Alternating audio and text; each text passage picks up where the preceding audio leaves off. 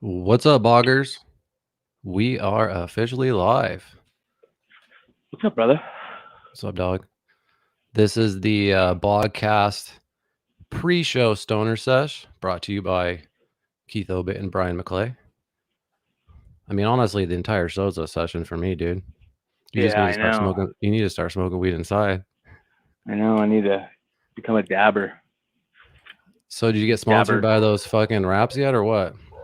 Hold on. Let me get this dog. This dog's going crazy. Is that Abby? Oh, anyway, I tonight will be smoking on Grape Kush.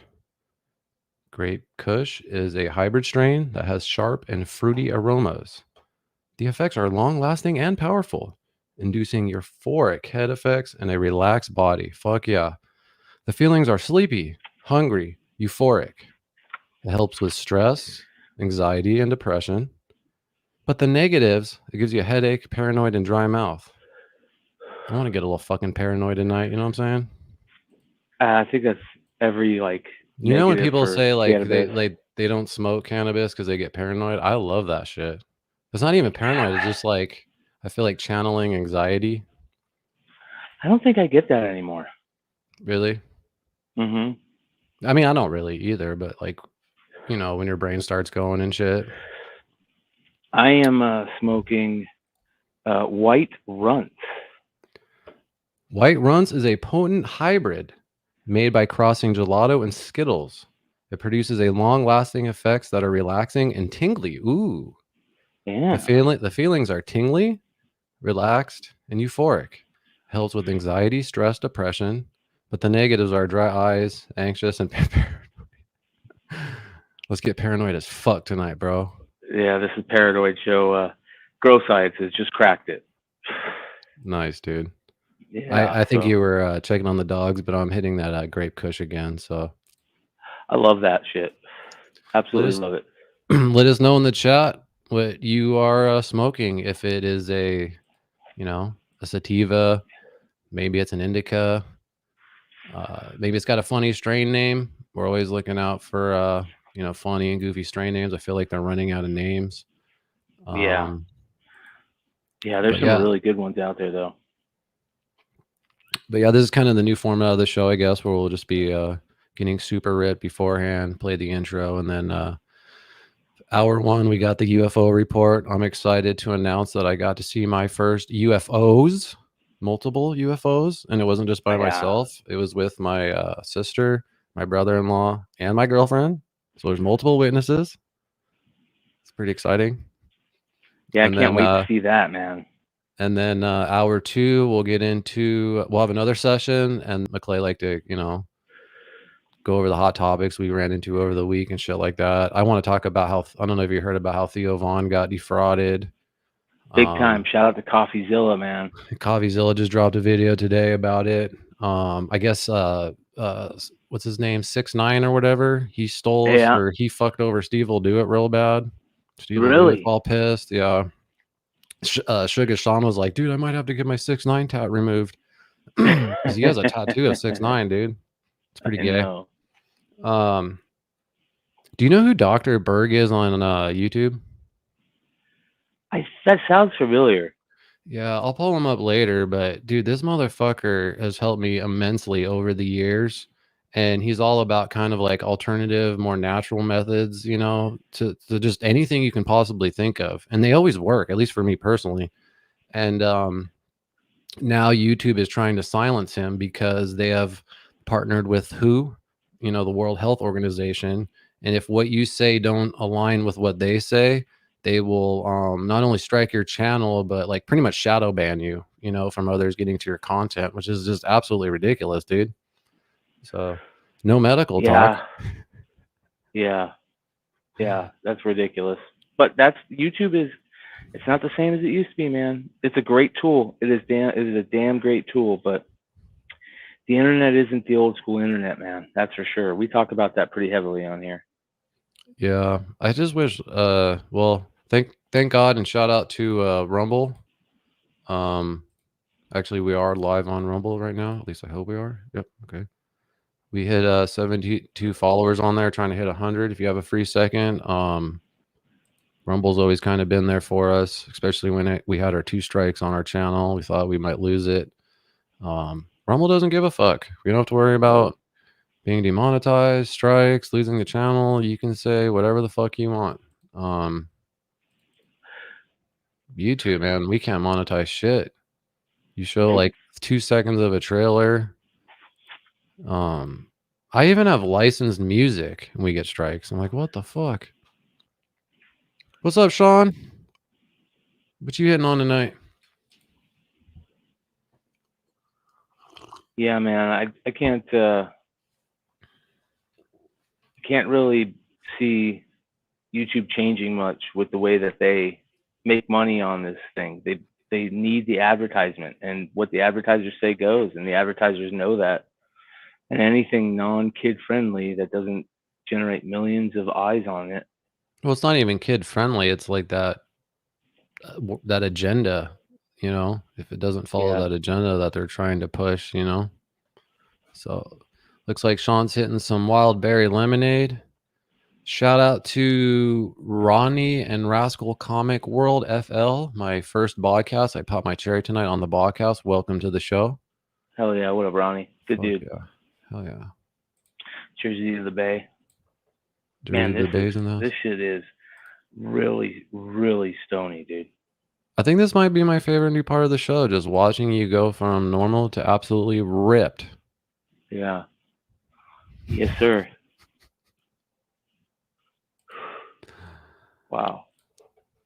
There was I'm surprised you're not fucking going on a rant about those papers, dude. Yeah, shout out to King Palm. I've been smoking on them now for about, what, 2 weeks? Still no blunts?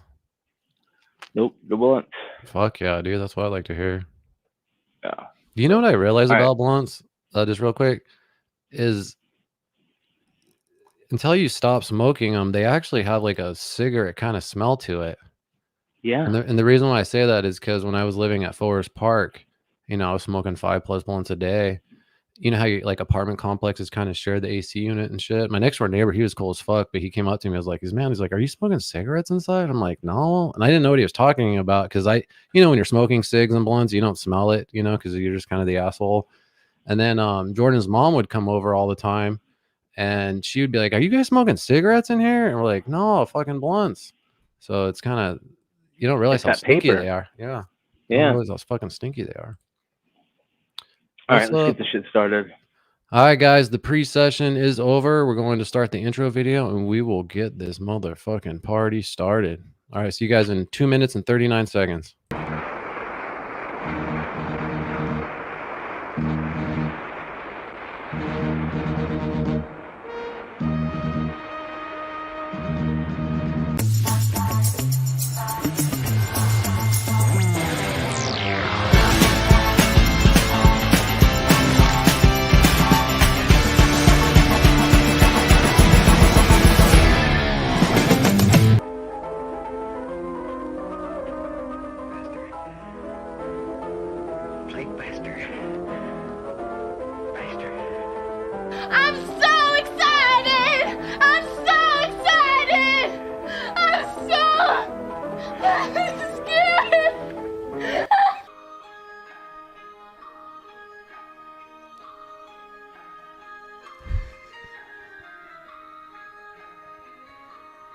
I don't know why I can't figure this out, bro. I thought it's like every other time, right? Before we get started, I am proud to announce that the Bogcast has officially partnered with Hempful Farms. These are products that I truly believe in and that I have been using for years now. Even Fabius and Gertie love their Paw Putty products. They literally have CBD for everyone. So if you want to save money when buying your CBD, just go to hempfulfarmscbd.com, use promo code BODCAST, and you will save 15% off when spending $35 or more, and you will get free shipping when spending $75 or more. So again, just use promo code BODCAST at the checkout and go to hempfulfarmscbd.com.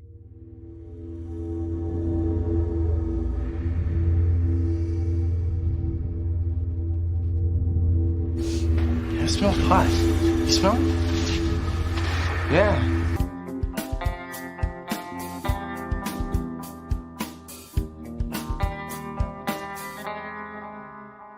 Where the fuck is McClay? The following program deals with a controversial subject. The theories expressed are not the only possible interpretation. The viewer is invited to make a judgment based on all available information. We'll do it live.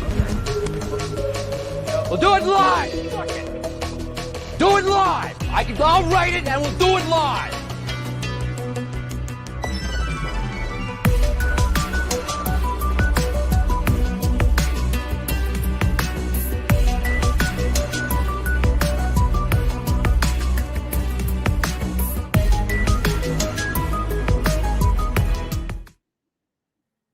What's up, boggers? Welcome to the show. What's up, McClay? Chilling, dude. Always that song always gets my head Shit. bobbing, bro. Every fucking time we play it.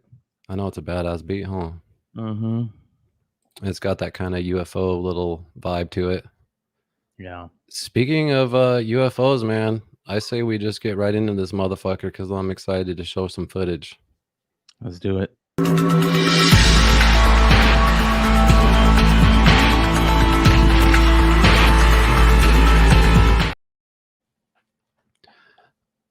All right, guys, this is the UFO report with Bryan McClay. But first, this last weekend, I went to a film festival in Jerome, but we stayed in Cottonwood, Arizona. We got an Airbnb there. It was dope. We'll talk about all that bullshit in hour 2. But with that said, smoking weed out front of the Airbnb with my girlfriend, Jordan, and then my sister and my brother-in-law come over. And they just pull out some chairs and we're just chilling. And I actually mentioned, I'm like, man, the one thing I love about just, coming to these smaller towns is just how amazing the night sky looks because there's just not as much light pollution, right? It's fucking stunning, dude. And I'm just fucking just looking at the sky. Then about 15, 20 minutes goes by and my brother-in-law pretty much says the same thing. He goes, man, the sky looks amazing. You're right about that light pollution, right? And as soon as he says that, I look at the sky and I go, what the fuck is that? What the fuck is that? What the fuck is that? And I started fucking just kind of racing out into the road to get a better view of it because it's kind of a cloudy night. And I just couldn't believe it, dude. And before I show you the footage, dude, I realized these past few years, every time we show UFO footage, I just talk so much shit because of how bad the footage is. I take all of that back. I take it all back, bro. It is hard to get UFO footage. So immediately I pull out my fucking Samsung and I'm fucking filming the sky and it just does not capture shit. And I'm just fucking devastated. And then Andrew pulls out his phone. He has an Apple. He's like, dude, I'm getting it. I got it. So the footage I'm about to show you honestly does not do any fucking justice to it, but you can get a good idea of what we saw. Okay. Now I'm not saying it's fucking spaceships, but it's definitely not a plane. It's definitely not Starlink. And I do not think it's satellites. Okay. So check this shit out, dude. I hope you can see this. So I kind of fast forwarded to about 50 seconds because that's when it gets more clear. Can you see these dots? Oh, at all? yeah. Okay. 100%. So there's 1, 2, 3, 4, 5, 6. This entire video, you can't tell. They're fucking flying right, upwards towards this frame, this way, going this way. And they're just all moving in different directions.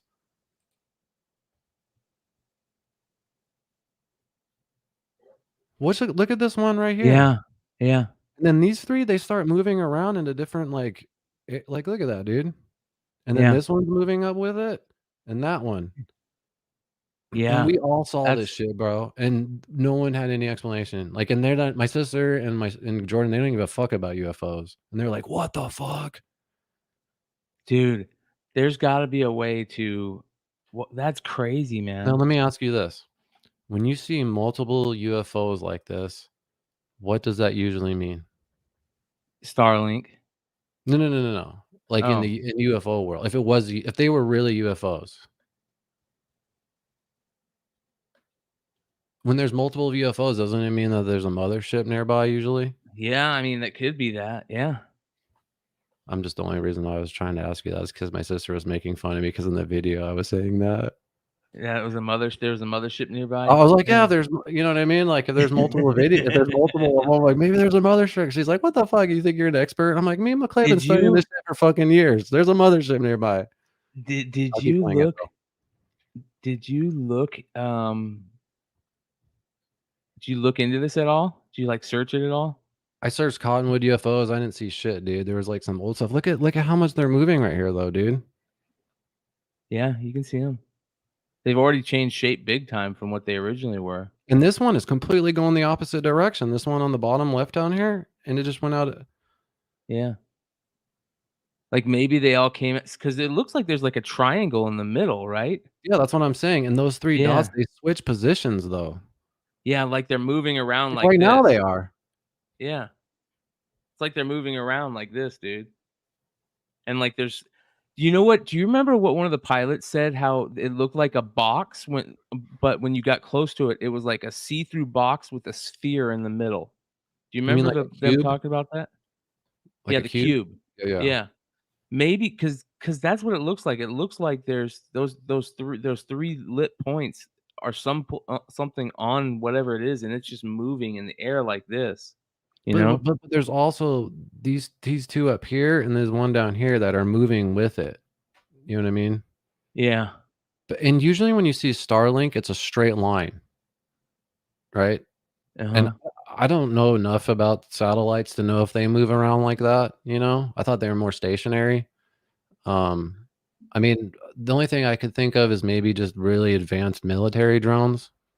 And then eventually they just, dude, it was like a really kind of rainy, cloudy night, so they just eventually got lost behind a cloud. Yeah. Bro, that's nuts. Yeah, I couldn't believe it, dude. When I first saw it, I was like, I was tripping, dude. And like I said, this video looks like complete dog shit. Like it was fucking clear as night when I was looking at it. It was crazy. You need before you forget all this, you need to sit down and write everything that you saw down. You know what I mean? In like a note, like on some type of, well, maybe I was going to ask you if like you think I should report it to I don't know, whatever that, what is it? MUFON, or report it to the AARO. You know what I mean? Yeah, why not? I don't know. That's a great question. What do you guys think? Like, do you think like this is worth? It's definitely worth throwing in like a Reddit thing, being like, "Hey, I saw this the other night. Here's the video. Prove what? Tell me what this is." You know, that type of thing. And it might be some type of training and going on out there, and somebody's like, "Yeah, that's what it is." And people can also take the video and probably, post process it to see whatever the images are a little bit more. You know what I mean? But also, I'm just wondering if there was other people in Cottonwood that saw it that also have videos, like different angles and shit, or even better angles. Let me do a quick search. But yeah, it was pretty fucking. Yeah, I'm not saying, like I said, it's like necessarily spaceships or anything like that, but it was definitely awkward moving in the sky. What do you guys think, Chad? Am I tripping? Like I said, this video doesn't really do it justice, but I'm sure there's probably like a you could see how they're moving like a motherfucker right there. Yeah. Yeah, dude. That's interesting. That's super interesting. It's pretty technically the second UFO I saw, because I saw that one during the day, but I don't think that was anything. Wow, bro, that is kind of crazy. I love how you start that. I take back every time I say that we need better videos. Well, because it's amazing what the Apple can do compared to the Samsung then. For sure. And then my Samsung just completely sucked balls. Like I tried and it was just completely black. You couldn't make the dots out or anything. And thank God my brother-in-law was there to capture that, or else it would just be a story, Yeah. It's also amazing that, in all reality, those could be some type of satellite that are out there doing something.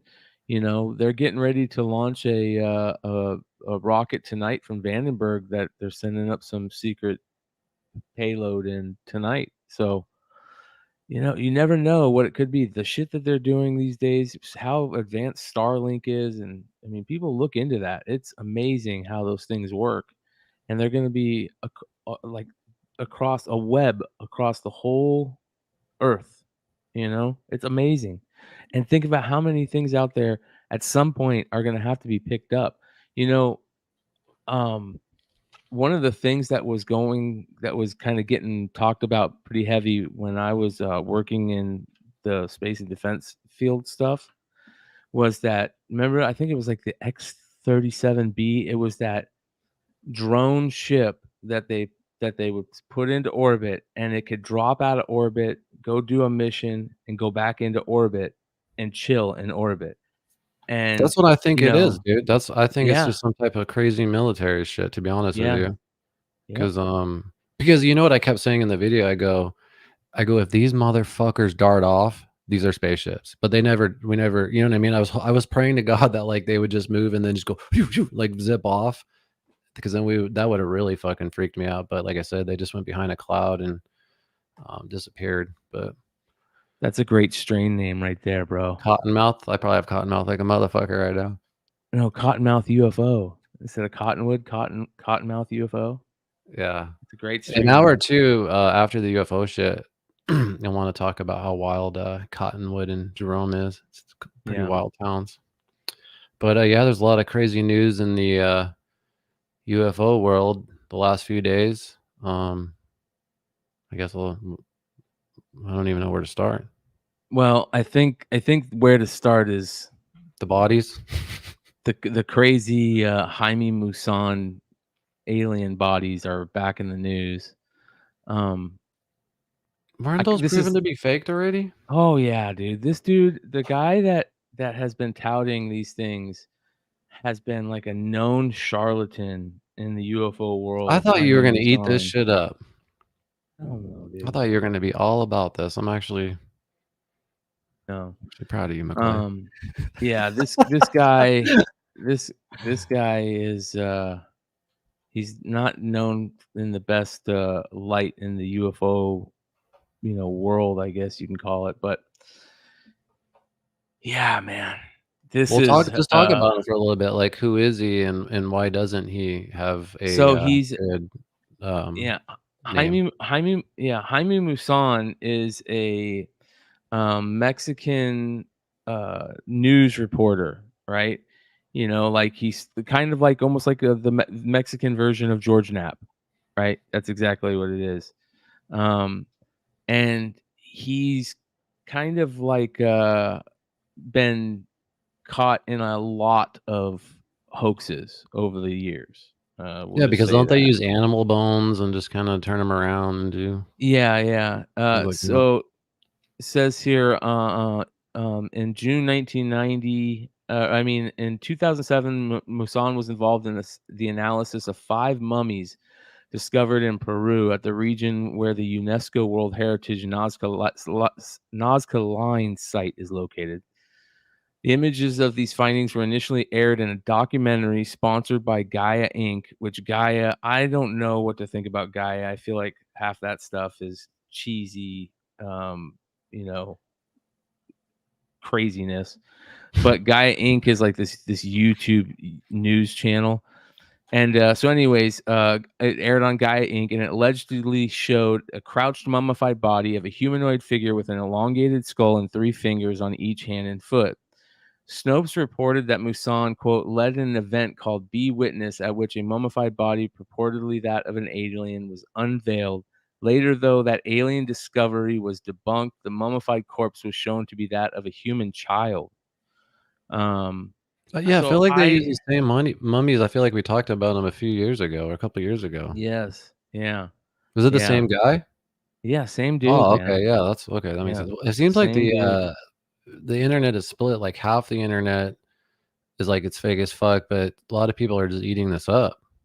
Well, so he brought out, I guess these are like, I think these 2 ones are new. I can't remember if these are new or old, but I think they're new, and they're supposedly new alien corpses. From Peru. He brought it to like Mexico's congressional event that they held. You know, like Mexico held their own congressional event for a public hearing about UFOs, and he went there under oath and said that, you know, these are mummified corpses that were found in a diatomaceous earth mine in the city of Cusco, Peru, and were believed to be 1,000 years old. He claimed that scientists of the National Autonomous University of Mexico came to the conclusion that, in his words, the corpses are not, quote, part of our terrestrial evolution, and that almost a third of their DNA is unknown origin. Do you have a picture of of them unveiling it in the hearing? So what do we see? Same stuff. A hodgepodge Well, of there's a picture of them. Well, I guess those are them, but there's a picture of them like showing the boxes or whatever. Oh yeah. You want to see them? Yeah, hold on. Because it's kind of weird. Yeah, the way that he unveiled them. Yeah, it looks Just like the whole thing. Like kids what? and- You know, if this Yeah. guy's a known whack job, what's going on here? Like, why are they doing this? Yeah.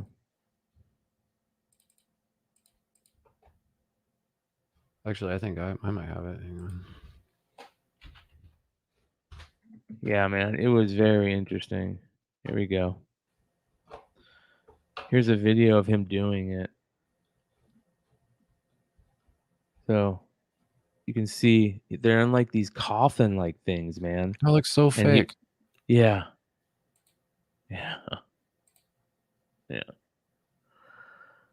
Those look fake. That looks like they're carved, right? Is that the guy right there? That's him right there. That's Jaime Maussan, yeah. Isn't that guy like have a Netflix doc? Dude, he's in all kinds of Netflix docs and I've seen shows him. and I've seen him. ancient aliens, and like I feel like once every 2 years he comes out with this crazy video and this claim that's gonna change everything, and it just seems like they always turn out to be bunk. Do you think he just kind of just runs with whatever he's presented, or?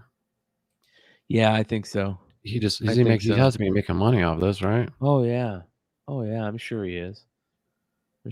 You know, he's like I think that like he's like does things that's considered like their 60 Minutes, you know what I mean, or 2020 or whatever those crazy news shows that were held in such high regard.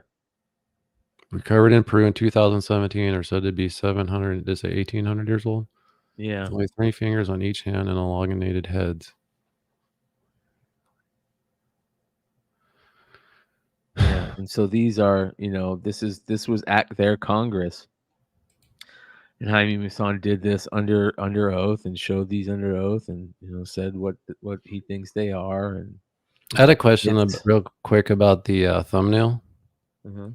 because it says real Mexican aliens. Yeah. Are you saying all Mexicans are aliens? No, I was trying to say that. Yeah, you were, bro. That thumbnail was racist as fuck. Yeah, you know, I messed up because I didn't realize they were Peru. All Mexicans are aliens, but not all aliens are Mexicans. Yeah. That's what you're saying. I'm just now realizing that, bro. Jesus Christ, bro. We're gonna get canceled. I know. I need to change that. I saw some other crazy shit as far as I know James Fox got a couple questions in. They did like a NASA hearing in regards to UFOs, UAPs, which I thought was interesting today. Yeah. I like James Fox a lot. I also have several real or fakes we can go over. Did you see the new David Grusch interview? I did. I was actually watching it right before this show. Really quick, I did do a poll. Do you believe the alien corpses shown to Mexico Congress are real or fake? 33% say real, 67% say fake. I don't know if it lets me vote. But yeah, dude, you know what was cool about that? I didn't realize until I started watching it is it's the people from the Yes Theory Network, and I really love those. I really like those guys, and they seem they got to like really hang out with them and kind of like get them to really kind of open up and be comfortable with them and shit. It was a really fucking good interview, dude. Yeah, that's what I like about those guys is that how they do that. I think that's super important, right? That interview style. That's My favorite beyond part is when he important. calls out fucking Neil deGrasse Tyson. Yeah. He's like, "How are you a Yeah. fucking scientist? You don't have any curiosity? Like, what the fuck?" Yeah. They spent probably what? I would guess they spent like 3 days with him.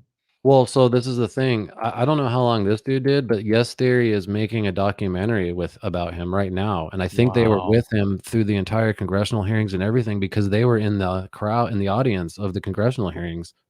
Not the guy Yeah, they got interviewing, in. the other two That was dudes. cool. So Yeah. yeah, so I think there's going to be a sick doc coming out about all of this and they make phenomenal content, dude. Their Yes. content's like for YouTube shit is top tier. Yeah, this is Jesse Michael's YouTube channel. Go check it out. Subscribe to it. This is the video he put out where he went and spent time. Him and the other guys went and spent time with David Grusch. You can tell like they would go hiking with them. It looked like they went hiking with them and stuff. And it's very, very interesting. And this is the type of stuff that I think is important to see about him because it humanizes him also, right? Remember there was this backlash that came out. Oh, he's crazy, all this stuff. That was really, really scummy. And now this makes it even look even more scummy. And this guy gives him like you show he's human and he's just a regular dude that was put in an unreal position to see what we all want to see, the secret files, quote unquote. I have a clip of or when you're done of them hiking and him talking about Neil deGrasse Tyson. Hang on. Yeah. Throwing shade, but like Neil deGrasse Tyson, right? Oh, yeah. He's made up his mind. I've read his tweets and I'm like, dude, you have a PhD in physics? Where's your curiosity? I can't even believe. Yeah. There's no evidence that would convince an authentic skeptic. I have credentials too, and I'm happy to go toe to toe with you. Yeah, if he wants to debate me, I'd be fine with that. That would be the baddest thing ever, bro. If they debated each other, holy shit. Yeah, yeah. You can tell he's a smart dude. That's for sure. That's for sure. Was there any big takeaways or things you got from it, or? It was really good. Like I said, it really humanized him. I think that the thing that really pisses me off is the fact that, and I have to look into this more, but the fact that they made it sound like he was actually going to get into a skiff to talk to the 31 Congress people that he talked to. They wouldn't allow it. They couldn't get a skiff, so it never happened.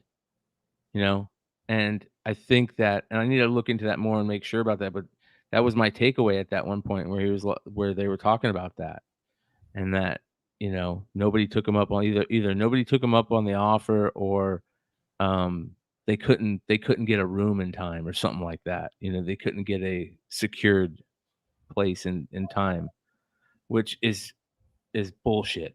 That's bullshit. This guy's saying, hey, I have the evidence. I have, I can show you where this stuff is at, where it's being held, all that stuff. I can show you the exact same things I've seen.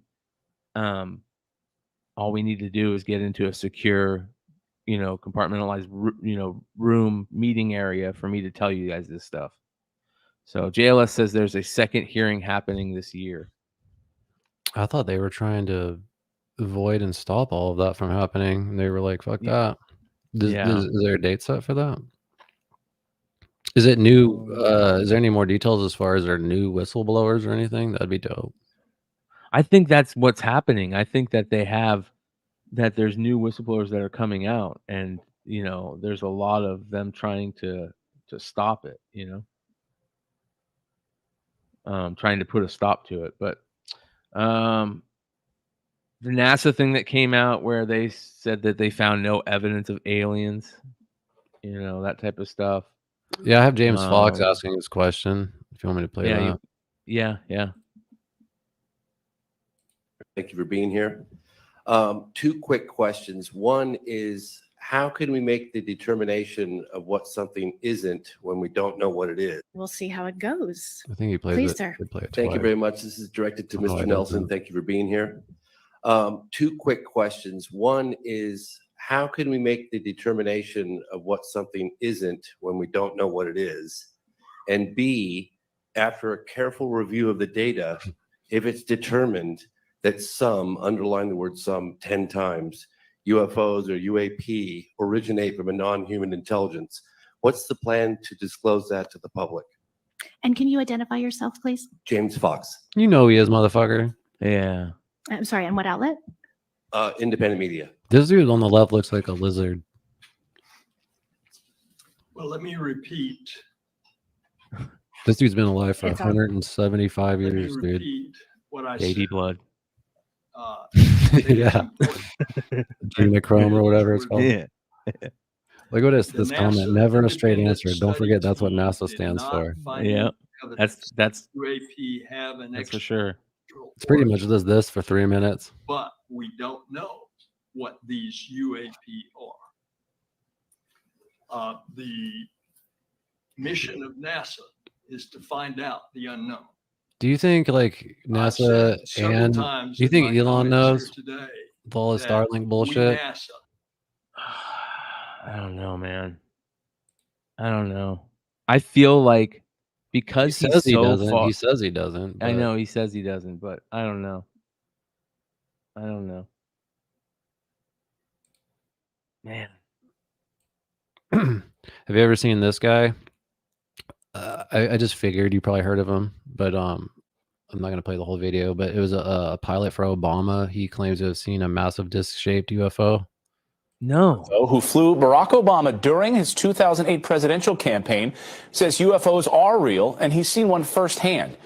Here to share his almost unbelievable stories, pilot Andy Danziger. Nice to see you this morning. Good morning. Now, we should be clear that this incident that you saw happened in 1989. Why did it take so long for you to talk about it? There was no formal policy at my airline or any airline I've ever worked for that said not to talk about it, but it was kind of unwritten. We were young, we were new in our careers, and the way people tended to be ridiculed about all this, that you just kind of kept quiet. So this came out during a Daily News interview recently. When So you do you think that was true back in the 80s and 90s? Like there was like a stigma for pilots not to 100%. talk about UFOs? Yeah. 100%. Yeah. 110%. That's definitely known everywhere. asked about it, That's correct. had you ever Because they'd probably just be looked at fucking nut jobs and then be Yeah. fired. seen a UFO? And you responded that you had, and you went into detail about. So what happened in 1989 on that day? Unbelievable. We were flying from Kansas City to Waterloo, Iowa. I was just a first officer in a commuter airline turboprop. And crystal clear skies in Kansas City, crystal clear skies forecast in Waterloo. Supposed to be good weather en route. It's only a couple 250 miles away. We reached our cruise altitude of 15,000 feet, and all of a sudden we just noticed, we're busy in the climb out. There's smaller airplanes didn't have autopilots. Leveled out, and a lot of thin, wispy clouds all around us. I noticed off to my right, and I was sitting in the right seat, was a white disc, just kind of thin, visible, barely visible behind the clouds, or dimly visible behind the clouds. And What do you think? This guy sounds credible or what? So far, yeah. it was Yeah, a for little sure. odd, but we were used to seeing a lot of things in the sky. So when you see something strange, you start looking around trying to figure out what it is. And the first thing you think about is the moon, because it looked like it could have been the moon dimly visible, but the moon was out over here and it was a crescent. It wasn't a full moon. So it couldn't have been a reflection of the moon. So this large disc, you described it as being pretty large. Oh, yeah. Massive. And then after a while, it was following you. Or we were following it. It was pacing us. It was pacing you. Then something unbelievable happened to its shape and its color. It turned into a giant orange ball glowing in the sky. Yeah. There's that orange We've been looking glow, down man. for searchlights and stuff from the ground, maybe something shining up on the cloud, couldn't find anything. After about 40 minutes, we started our descent into Waterloo. And as we started our descent and looked up, here's this giant red ball just above the clouds. Unbelievable. Oh, it was. Where the There were fuck people, of course, who witnessed this on your plane as is well, not just. Logan Paul, because if he supposedly has the video of that UFO, and remember those pictures came from that video, and it looks like a big orange ball, like he's talking about. A lot of people say that they see that and it like changes colors, but it turns into like an orange or red ball. That's very interesting. That's another huge Logan Paul L. That fucking him holding onto that UFO footage. He acts like he's only going to show it unless he goes on Joe Rogan, but Joe Rogan will never invite him, I bet, because Coffeezilla was on there talking about the whole scam shit, and I don't think Rogan fucks with that, you know? Yeah, I agree. I think there's that really bad story too, where like Rogan was on vacation and he was just chilling out at like a privatized little beach cabana with his family, and Logan Paul and that Mike Malak guy were at another privatized cabana next to it, and they realized that Rogan was over there, and they had to go and bother him and fucking say, like, you know, he was just out trying to be private with his family. He was just chilling, and you know that they went and fucking looked like a bunch of goofballs. What the fuck are you doing?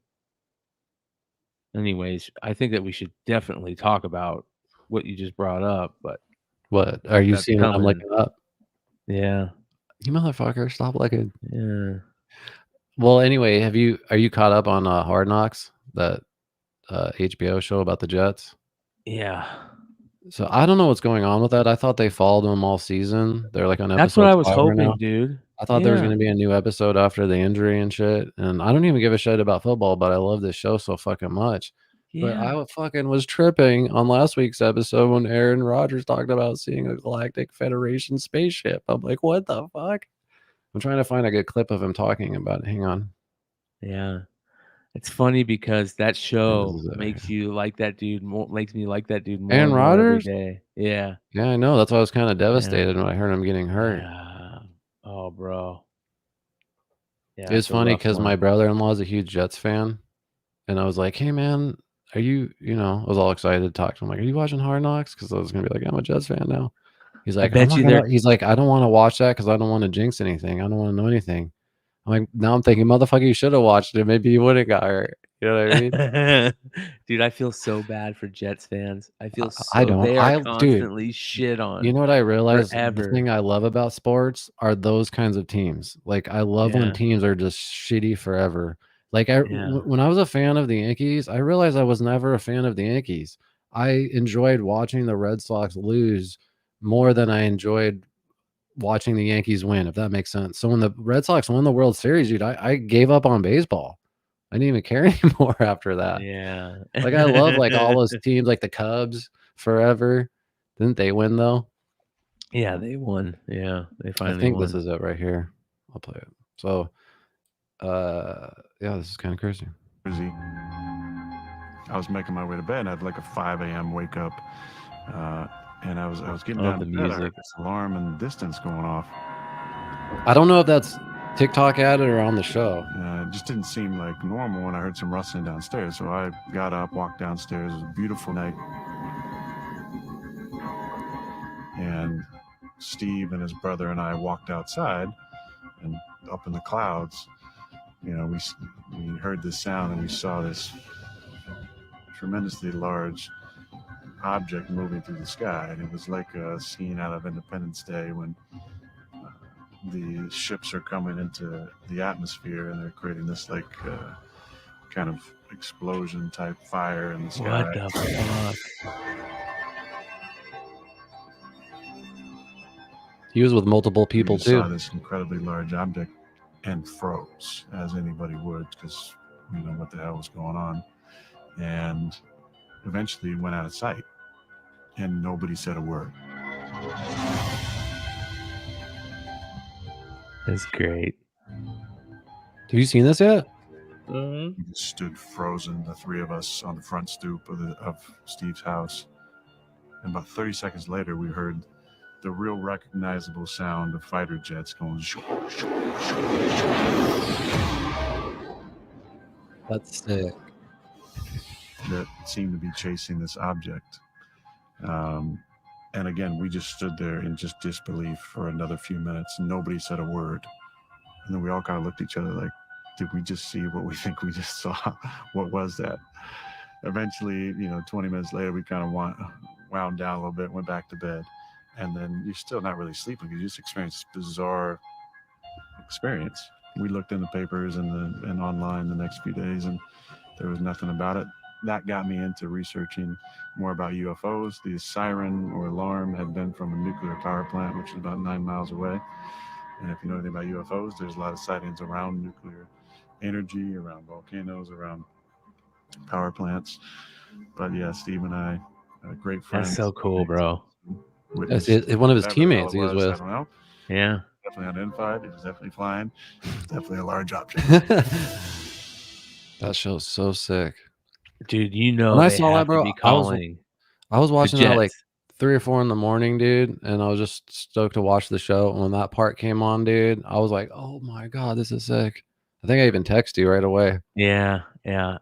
And that Hard Knocks is calling the Jets like, come on, let us come back. We can just turn the car around.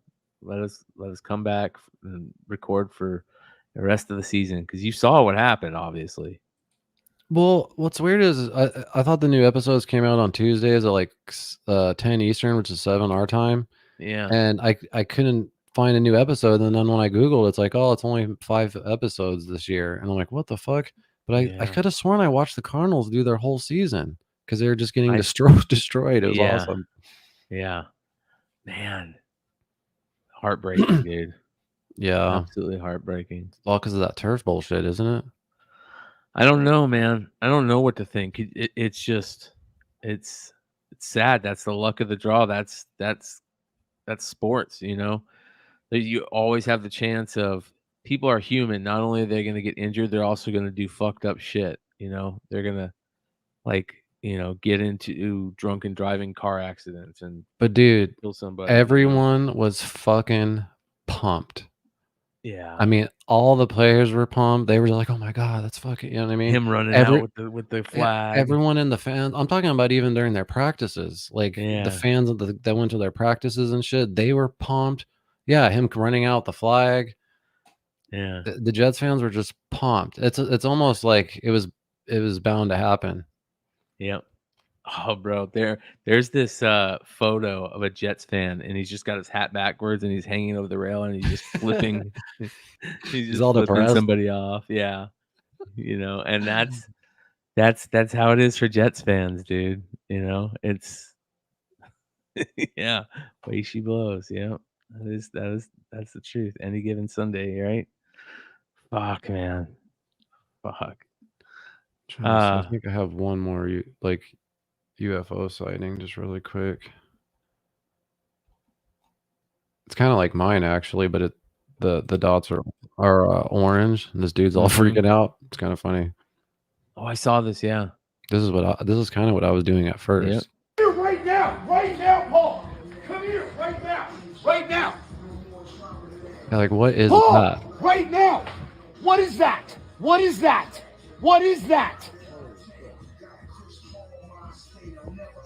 It was in LA.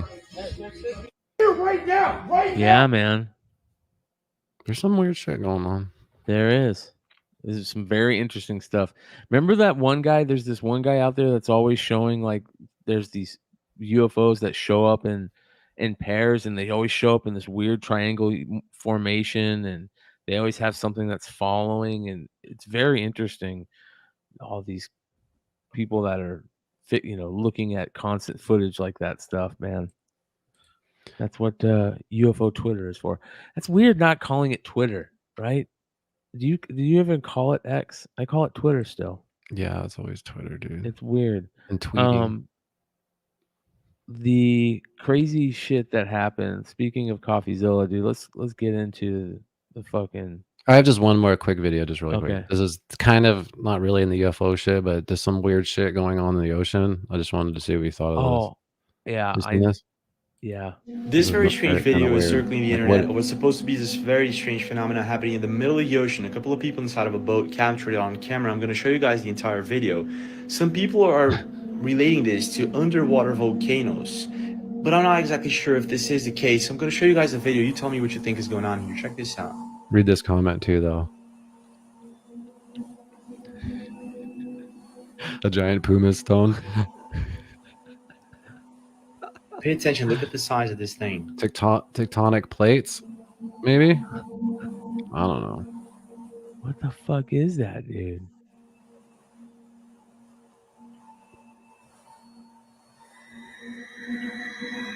That's crazy, man. Are they? It looks like, you know what? Yes, over here. You know how they like bring stuff up from the bottom, they put something underneath it and they float it? I wonder if it has something to do with that. You know, like this is a ship that they found at the bottom of the ocean, and they've got, you know, they're trying to do like underwater archaeology, and underneath that are these floaters that they put underneath it, and then you fill them up with air and it brings it to the surface. So someone's saying old sucking barge that a storm kicked loose from the bottom, kind of in the same thing what you're saying. But yeah, the pumice stone is the best comment. Yeah, the ocean stuff is the craziest stuff for me. You know, all the stuff that we've heard over the last couple decades about the sightings over the ocean, the middle of the ocean. You know, we don't know anything about the ocean. The ocean is so huge and so vast that they should, if they were going to hide somewhere, they would hide there. You know, that's the smart thing. And I don't think that's hard to believe.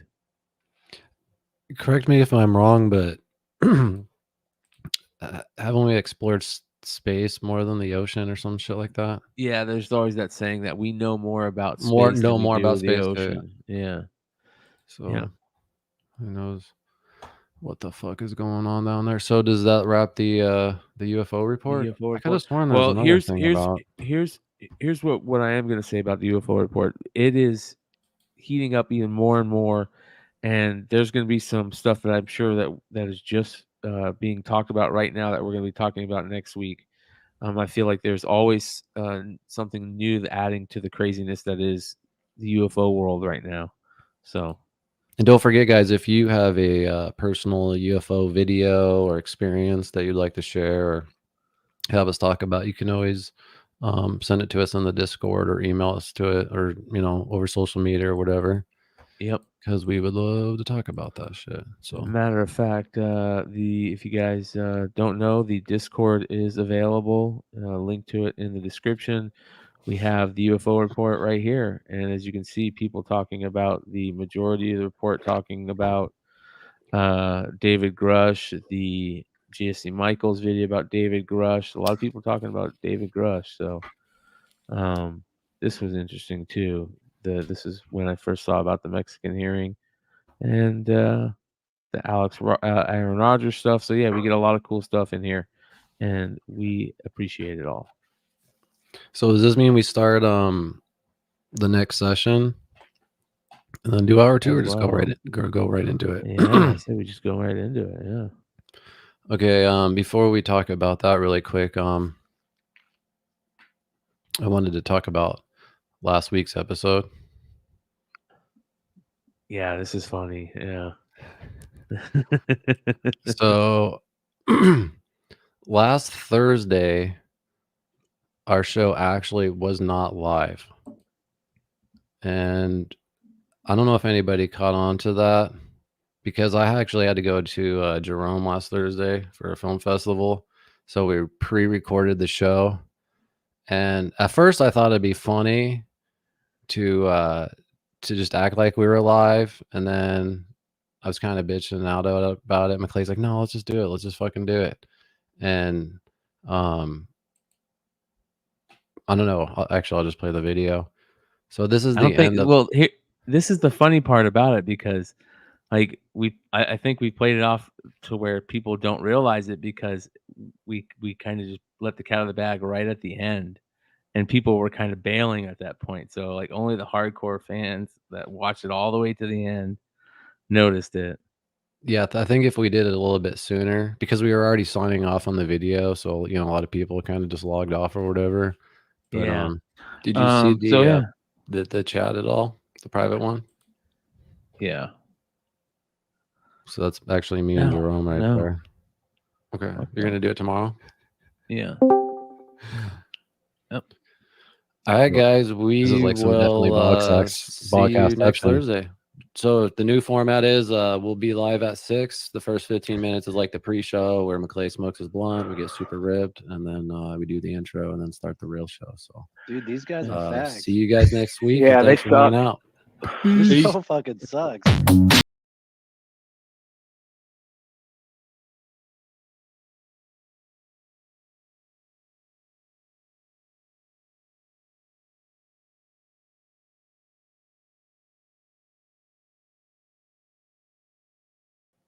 There we go. We're such Those guys goofballs, off the bro. stage.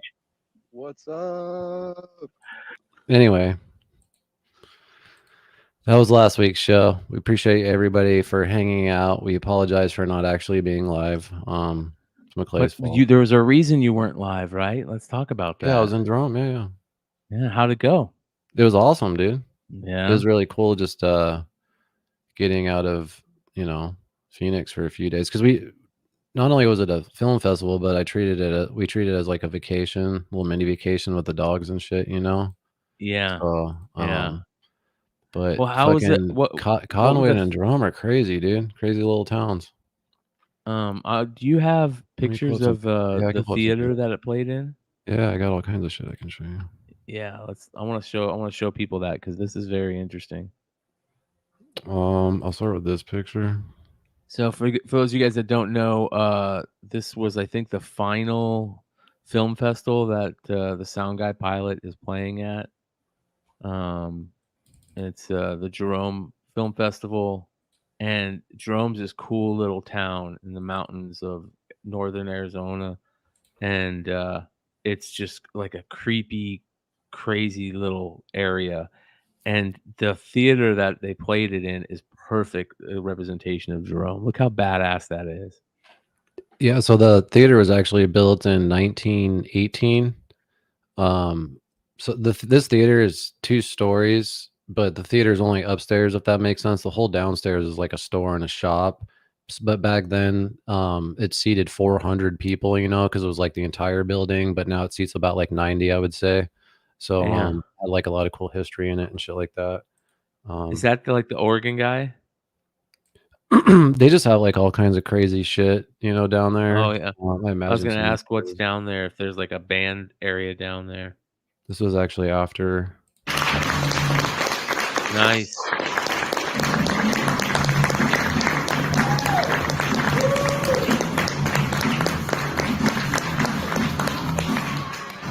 That was pretty dope. Yeah, that's fucking badass. This dude. is the shot of the theater from the outside.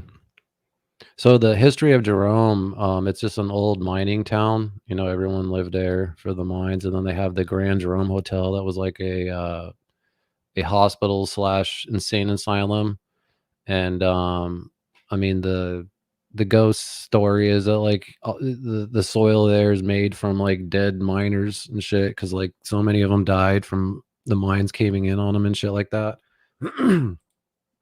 That's just like some of the crazy buildings down there. The entire walk down there is a glute workout. Oh, that's part of the film Yeah. festival. That's like a little dog area we took Fabius and Gertie down there. Jerome's badass. There's like a little window thing they had. Oh, that's cool. I was taking up flyers and shit. That's my festival pass. I was all happy to get one. It's my first festival that I went to, Yeah. So this is Look at crazy. that. So when we were at our Airbnb in Cottonwood, literally a 4 or 5 minute walk, we're in downtown Cottonwood, and that we saw that. And guess what we were just talking about? Like, I think it was last week or the week before, is Maynard from Tool's new winery. And I was like, holy Yep. shit. So I Yeah, thought you that get was to kinda see it up crazy. close. That's sick. Places I'll never go. Yeah, so like what was I gonna say? I was talking to like some locals in Jerome and shit, and they were saying how like they have to go to Cottonwood to the Walmart there and shit like that, because Jerome doesn't have that kind of stuff. But they were saying how 15 years ago Cottonwood was just this like town of hillbillies and rednecks and shit. but now it's known as like wine country. And guess who moved there? Fucking then it's fucking Maynard. So he turned this entire town, and like, so now people from all over the world are moving there and growing wine and shit. But dude, this thing goes on for fucking ever. Like these little fucking wine shit. And then right there, that's fucking Maynard's BJJ studio. Like Fabius took a huge dump right next to it. I'm like, dude, you really got a shit right here. What the fuck? That's funny. Yeah, dude. That's cool shit, bro. Yeah, Jerome is a interesting place, that's for sure. Yeah, it's just I when I was there on like Thursday and Friday, I'm just thinking like, how the fuck do these shops even survive out here? I mean, the population's like 400. Cottonwood's like 12,000, I think. But then Saturday and Sunday I understood, dude, because there's just a fucking constant train of cars with out of state license plates, you know what I mean, just rolling through fucking Jerome, just checking it out. Yeah. All I'll say out there is the Maynard's Pussifer store, which I went into and put in some flyers and shit. That was kind of cool. So he has his stamp all over that fucking town. Yeah, that's It just makes you want to listen to Tool when you're down there. Yeah. Well, I think that's cool, man. I think that's super sweet. So how did what did most people, how did the film do in the thing? I mean, Honestly, dude, anything? we didn't win anything, but we definitely had the biggest crowd because I saw like 25 films over those 4 days. And then, to be honest with you, I think we had the best response too. Like, and probably because it was the biggest crowd, you know. But for me, it was just good to see it in front of a different audience and just see if, you know, certain jokes that hit shit like that. And then there was a couple dudes there that were like, I can kind of watch, like they were kind of like shaking their head, like kind of laughing, you know what I mean? Like some like older dudes and shit. And then Maggie Keene came up and she watched it, and afterwards she was like, oh my god, that was funny. Like she was laughing her ass off. I got some good feedback from some of the other filmmakers and shit. And but you know what the cool part was is this didn't happen in the other showings, but it finally happened at this showing. There's a scene with a dead dog, you know. Yeah. And during that moment, like the entire crowd just goes, "Aww!" And then me Yeah, and Jordan yeah. started laughing our ass off. Like it finally hit. Yeah. That's I realized when I was playing at like metalheads and shit, those savages don't care about that shit. Yeah. Yeah. They don't. So, which is funny in its own way. That's But then like I would see films and you know, look in the credits and you know, like, oh, I know that motherfucker. Like see people that, you know, people even that have been on the show and shit, dude. Yep. Fucking A, man. That's cool. That's super cool. Looking forward to what's gonna happen next too. So make sure you guys. Well, actually, I'll just say it. It's the public release will be on Friday the 13th in October, so it'll be available for rent Okay. off the website. So once we get some more. Fucking A. Shout out Brad Selden with the. Is that your only soundboard effect? That's not me doing it. That's Brad in the. Oh, that's really? Brad Whoa. in the Discord. So. Nice. I thought you were doing that. No. I was like, you got a soundboard now? Sick. Come to daddy. Yeah. But yeah, guys, if you want to help support the project, you know, everything's available at thesoundguyseries.com. There's posters available on there. Like I said, it'll be available for rent in October. Eventually I'll have DVDs you can buy, but every penny will go back into the production because it is an episodic series. There's a full season. So we want to shoot episode 2. I got to kill off McClay's character. Yeah. Yeah. That'd be funny, dude. Give you a dust. You know what the fuck? I got it. What was that guy on Howard Stern that did sound effects? Jackie, the joke man? No. Wasn't it the guy guy with that all the did tapes? He Ren had and like a Stimpy? shit, dude. He had a shit ton of. He would do it off of tapes. He had Wasn't like a that the Ren butt and rocker Stimpy hair. guy?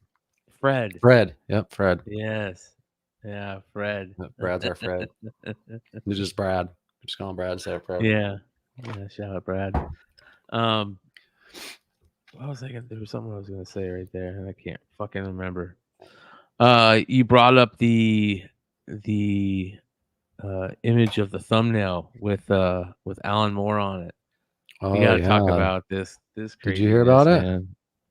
I did, and listen, I'm a fan of Ethan Van Sciver's art. He's one of my favorite artists, comic book artists ever, and I also love his take on things. Sometimes he's got a very interesting take on life, and he's got a great YouTube channel where he doesn't give a shit what anybody thinks. He's going to talk about what he thinks on things, and he did a funny little video, and I got to show I don't you even just know the who the beginning fuck of you're it. talking about. Ethan Van, this guy right here. Check this out. I first noticed it. Hey, So watch this. And maybe it didn't start there, but it's definitely where I first noticed it. Hey, welcome to Comic Artist Pro Secrets. My name's Ethan Van Sciver, and before we begin this video, if you would be so kind as to like this video, maybe. Ethan Van Sciver is the guy who drew the Green Lantern rebirth storyline that I love so much. So he's talking right now? Yeah. Yep. Okay. And he's giving his thoughts on this? Yeah. Yep. Okay. Do you agree with one of these the or disagree? I agree. He's Okay. funny in this shit, man. Share this video, but most importantly, please hit that subscribe button, ring the bell for notifications, and join this channel. Help me push back against the algorithm and grow this channel, grow Comicsgate, and appreciate you guys. You're the best. All right, so this article today from IGN, Alan Moore says he's asked DC to send all of his future adaptation royalties to Black. That's what I did. I started busting up laughing. Oh, okay. Why don't you just flush it down the toilet? Hey, yo, we ballin' with that Rorschach money, G. Word. Hell yeah. Black Lives Matter executive accused of siphoning $10 million from dummies like Alan Moore. That's Dude, this all goes I back, bro. said This right goes there. back to like our old episodes where we're talking about, people we look up to, heroes and legends, and then they just are all falling. It feels like it's Yeah. like, what the fuck? Like Yeah. Alan Moore was like the G. He was the They're one that always becoming had integrity. And do you think he's just old and dumb and doesn't know? I think I that thought he would be smart enough to know that that was like a huge scam. yeah. I think that the people that I think when we get older, we become the something a bit of what we used to hate. You know what I mean? I don't know what else. I don't know what else to think about that. You know what I mean? Like, it's fucking ridiculous. It's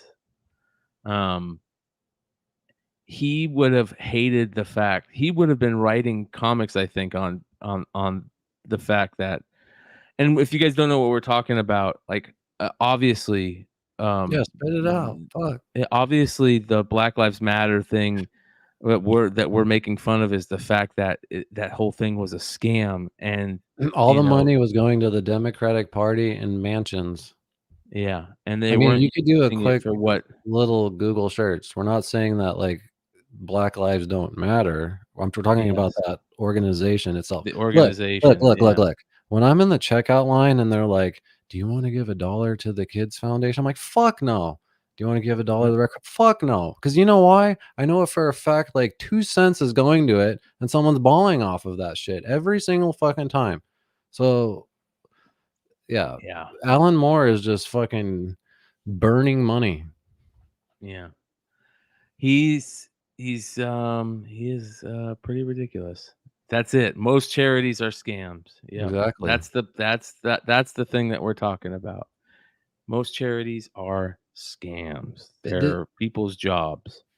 Do you think this is a story because someone asked him about it, or does he publicly come out about this? Is he trying to look for publicity right now or something? Or like, why is this even a story right now? I feel like he needs to come out every couple of years again. He's got to come up every couple of years and Be go, relevant?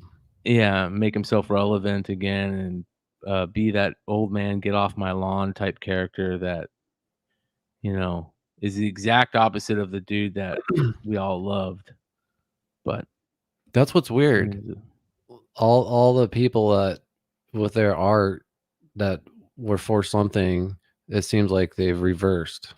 Yeah. Yeah, it's weird, man. Yeah. They're all scams, Brad. We agree with you, man. They're all scams. Leave Alan Moore alone. Alan Moore, get off my lawn, Alan Moore. Get off my lawn. But So to be yeah, clear, it's it very was royalty interesting. checks for films, TV based off of his work. I'm thinking I like that. wonder how much Watchmen money do you television how show. much money do you think he was actually making off of that stuff? I don't know how honestly it works with those streaming services. It sounds like with those services, it's like a one and done, you know. But Yeah. I think he had shows with like HBO and things like that. So I mean, he could have been making a fuckload, you know. Yeah. You know what I wonder is all those people on the writer's strike. You know how they like go out and picket and all that.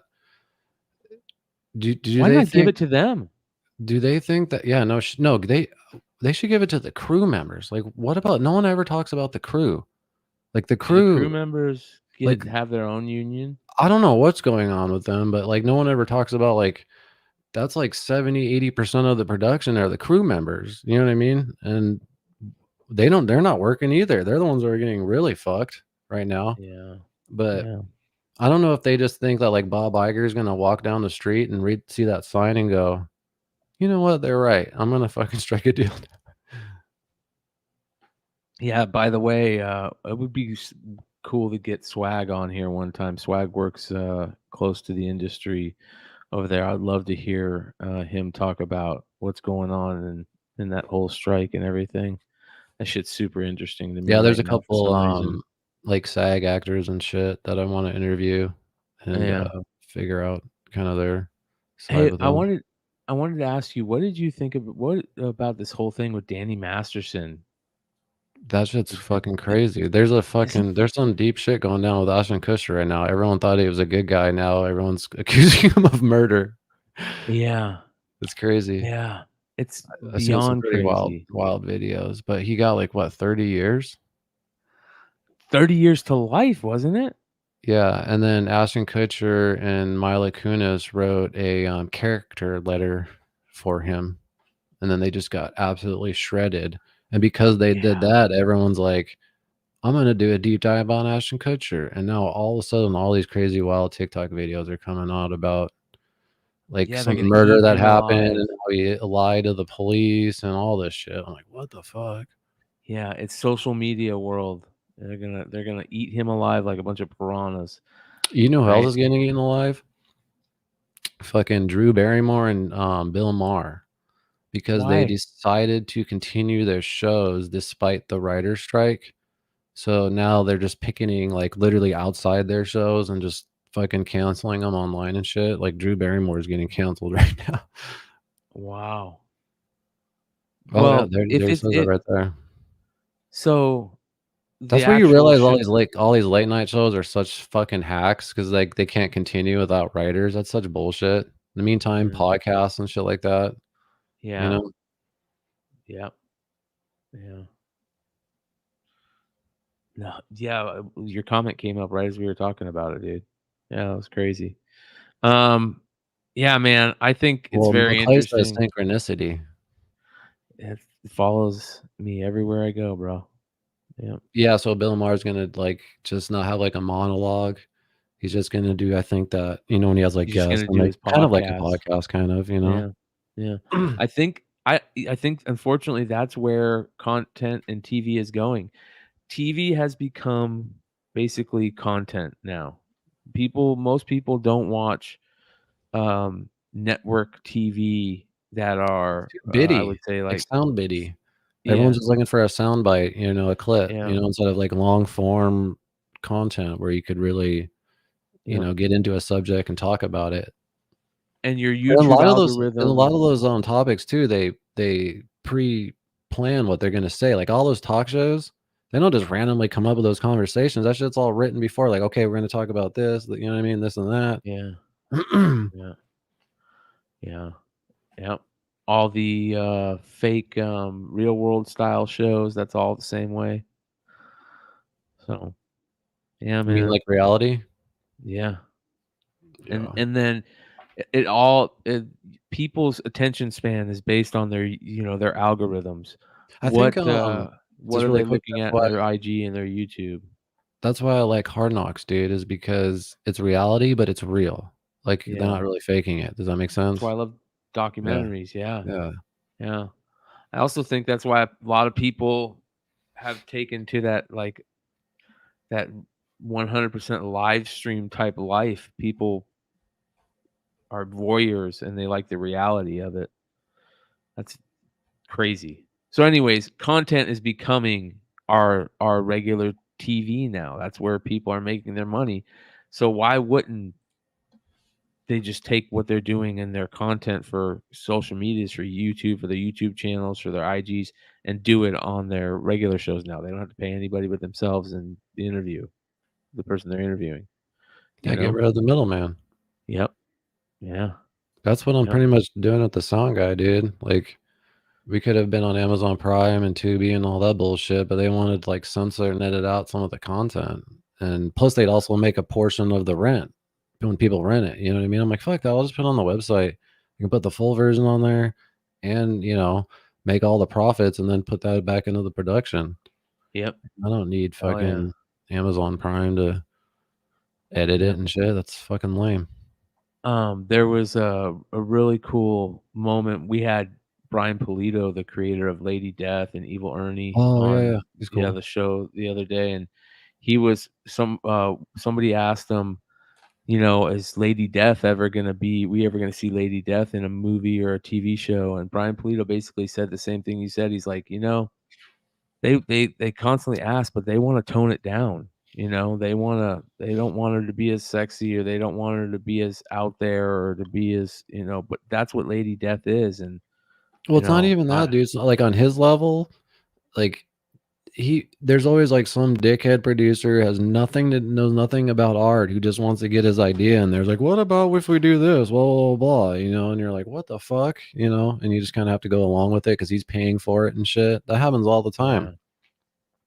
Remember when Kevin Smith's story about that guy when he was pitching to him Superman, and he was just coming up with all those wild ideas, like he doesn't fly ever, and he fights a spider at the end. I think they actually added a spider into one of the movies just as a joke.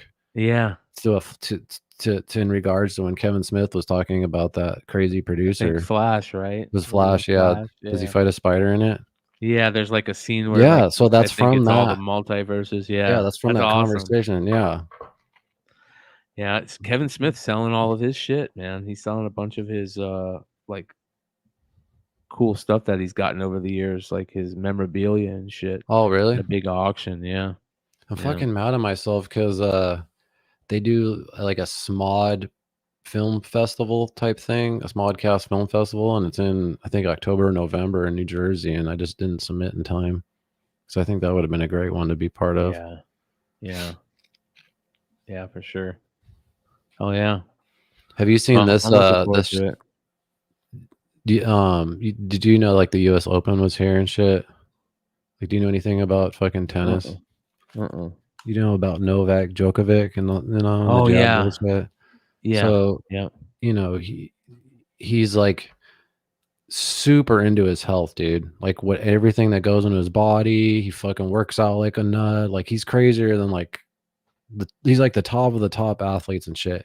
And he decided not to get the jab, and because of that, he got absolutely destroyed in the media.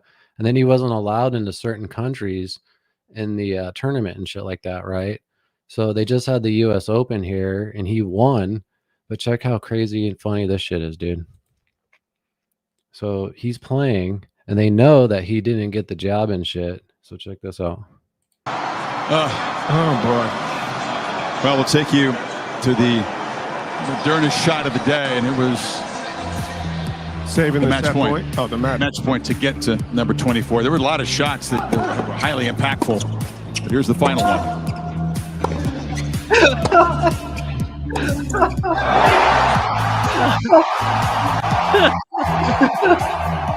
Oh, that's hilarious. Another day at the office. Relief and release there. That's terrible, bro. This feels like something out of a So Mike the shot Judge of the day movie. brought to you by Moderna. That's like out of a Mike How Judge did they movie. not laugh? How did those guys not laugh when they say brought to you because- by Moderna? I would lose it.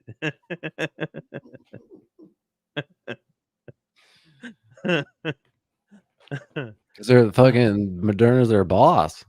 I know, dude. Dude, Like, I've been so obviously, like, he was playing, he probably didn't know that happened, and then he probably afterwards saw that and was like, "What the fuck?" yeah, dude. I've been geeking out over Marshawn Lynch content, dude. He is one of the funniest people in the world. And have you ever seen like the little videos that he's got showing up all the time? Yeah, he pops up on my talk a lot because Yeah, he did a lot of like reality shows and stuff, and yeah, he was talking about, I don't know if he was talking about smoking cannabis or either drinking before games and shit too. yeah. This is so funny, dude. And Oh yeah, right watch, there it is. Yeah. watch Peyton Manning's reaction Oh, he to was like him. Peyton Manning, yeah. Yeah. My superstition was that I needed to have Come on here, let me do this. maybe all a this is shot, great, dude. a shot and a half before every game. Of Hennessy. What you mean? my bad. I was thinking, Yeah. Gatorade, or Gatorade. Toradol. I don't know what I was thinking. Toradol. Hell no. Toradol. There's a bar right there in the locker room in Seattle. Schneider and Pete Boy, Carroll. my backpack. Got it. The backpack. What Right, were yours? right. What was your? My superstition was that I needed to have maybe a shot and a half before every game. Of Hennessy. What you I love that. The look on his face when he says it. Hennessy, man. What do you Like, mean? what the fuck? There's another football player I just saw a video where he's talking about how he smokes 2 blunts before each game, like one like as he's at home, and then Yeah. one as he's getting a bath, like an ice bath and shit. Another one, and I'm like, "Well, damn." This guy's Yeah, getting fuck lit. yeah. That's cool as shit, man. I'd rather have him do that than get hooked on pain pills like Brett Favre and shit. You know? This is pretty funny too, crazy. dude. So these reporters ask this director about his movie it's entirely Nordic. It takes place in the 1750s in Denmark. Okay. So listen to this reporter's question. This is a cast and a Danish production, which is entirely Nordic. It therefore has some lack of diversity, you would say, as also new rules are implied in Hollywood. Are you on to? Yeah, sorry, but From the it's, get-go. From the get-go, there is some. Okay. Well, first of all, the film takes place in Denmark in the 1750s. This is. Yeah, I They're saw asking you about diversity in their film about Denmark in the 1750s. That's hilarious. Yeah, man. It's a bummer. It's now they're starting to have to do it, or they're gonna have to answer questions like that. It's weird. I watched I would really like those old school BBC shows where they talk about that stuff. And there's a show that I really like. I really like the show. It's fucking awesome, man. And You usually always have them on in the background at your house, right? Yeah.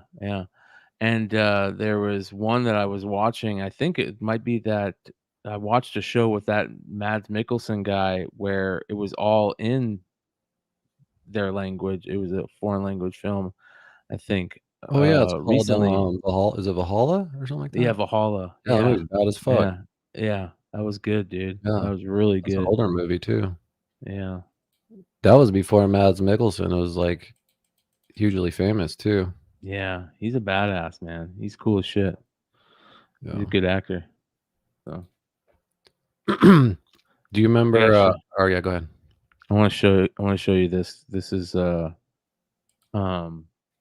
well, actually, I wanna hit on real quick the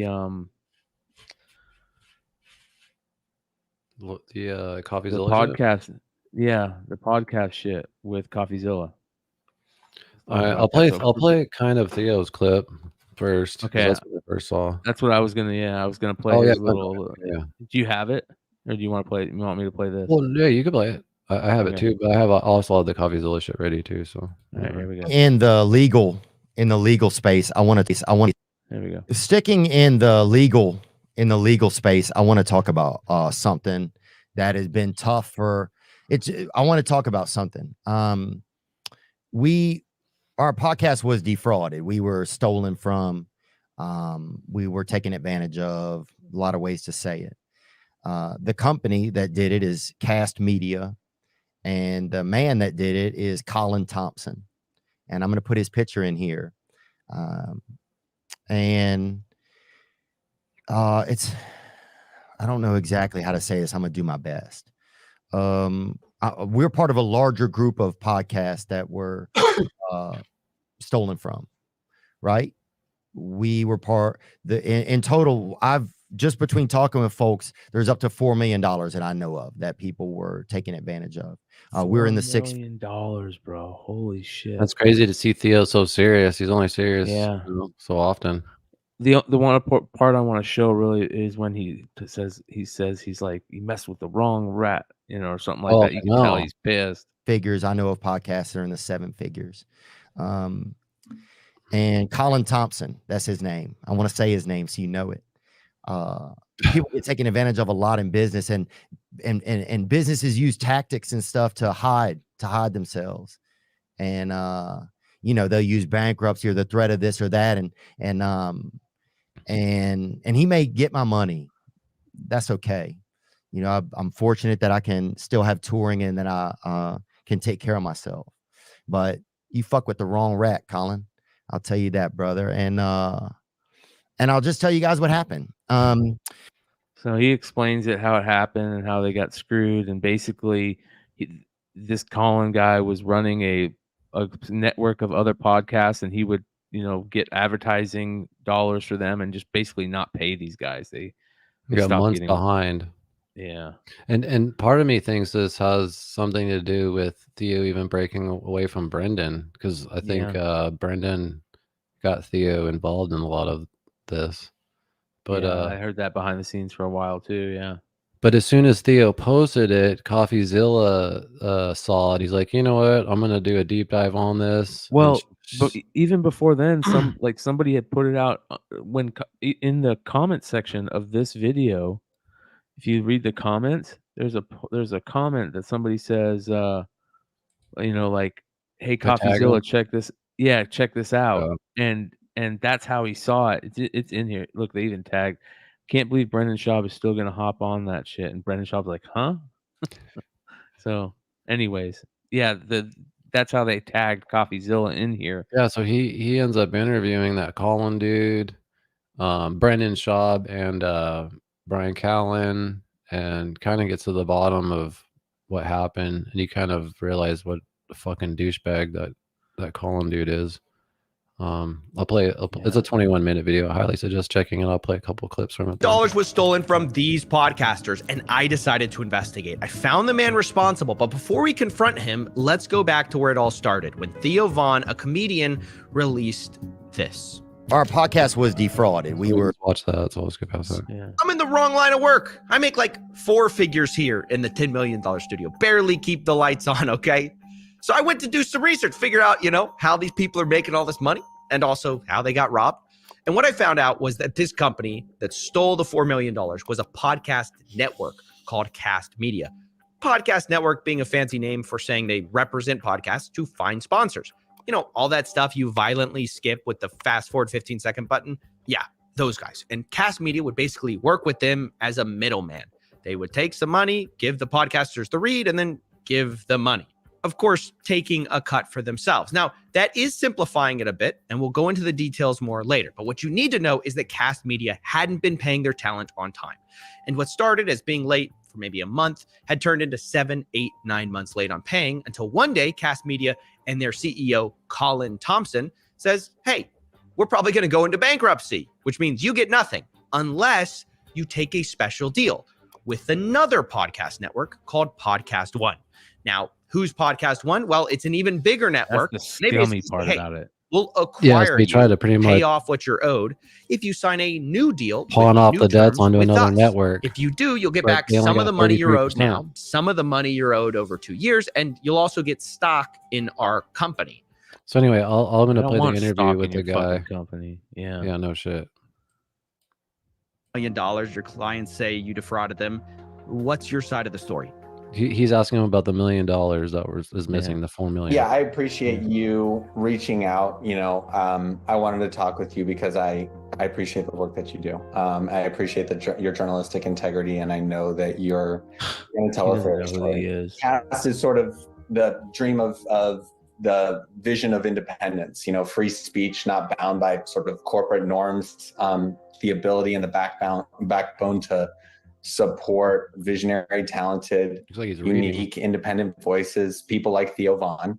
Cass' perspective was independence is the product. There were plenty of times where, we believed in a show. It ran into trouble. Maybe it was canceled in one way or another, and canceled, quote unquote. And we stood by our creators, right? Continue to support them through that time, when maybe a more corporate organization. Answer the wouldn't fucking be- question, weathered asshole. the storm together. We believe truly that's what was unique and special about Cast, and my heart and soul is still in that vision. I'm a musician originally, and I got into this because I wanted to support shows that were bucking the trend, going against the grain, but unique and important to the broader dialogue. But where's the 4 million? I mean, yeah, I hear you. Everybody's got a grand vision, but the grand vision, when I love when it gets Coffeezilla. to this point, everyone wants to know where the money is, not what the vision is. Sure. We built an infrastructure at Cast that I wasn't tremendously proud of. I believe that over the years, we generated better revenue for creators. These are the worst kind of paid them dudes. out more than other podcasts would necessarily be able to, because we invested heavily in an infrastructure, took an individualized approach. That goes on for Anecdotally, another like fucking 3 minutes. Is a little frustrating, but setting that aside, the central claim of Colin is that all of this happened because revenues dropped in 2022 and he just couldn't pay people on time. But as I spoke to people about Colin, I realized late payments weren't a new thing at all. People told me that was always the case. Okay, you joined them in 2018. 2018. Yeah. So when did you start getting late? Like a month late, a month and a half late. And then when it goes from, all right, a month late to 2 months late to 3 months late. And then I would say, hey, where's the deposit at? Go, yep, they're trying to figure out, man. He says he has this whatever investment coming, you're gonna get this huge lump sum of money. So then that's didn't come, then you're looking at That's always it. looking at 4 months, like It's coming. It's coming. you're looking at 6 months, like, okay, man, where the hell is our money? Yes, that's a huge problem. So I don't know, dude. I think it's cool that what Coffeezilla does, his content's so well put together, and that anybody can just kind of reach out to him and be like, hey man, check this out. And he's willing to deep dive it and to break it down. I think it's fucking great. I agree, dude. His content is also top tier YouTube content for sure. Top tier, yeah. This is just the final interview part with Like when I'm Alan. interacting with these people all the time, what happens is it's like if there's an agency that this person is with and this person is with, we go, do you make money? Yeah. All right. Can you hook me up? And then, Especially when comics are talking like, man, this guy is killing it for us, man. Yeah. I made 1.6 million this year, and like, damn, that's more than I made. Who you think you'd take me on? Then it becomes this like snowball effect, and and then everybody's there. Yeah. That's why I think that's like he got Theo involved with this guy, and like Theo Yeah. kind of broke off from And him. look, it's not to absolve Colin.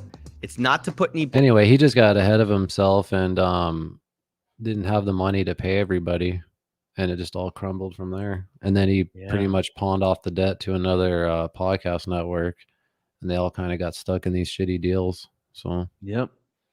That's seems to be a pretty common story out there on the regular, So it's a bummer. Yeah.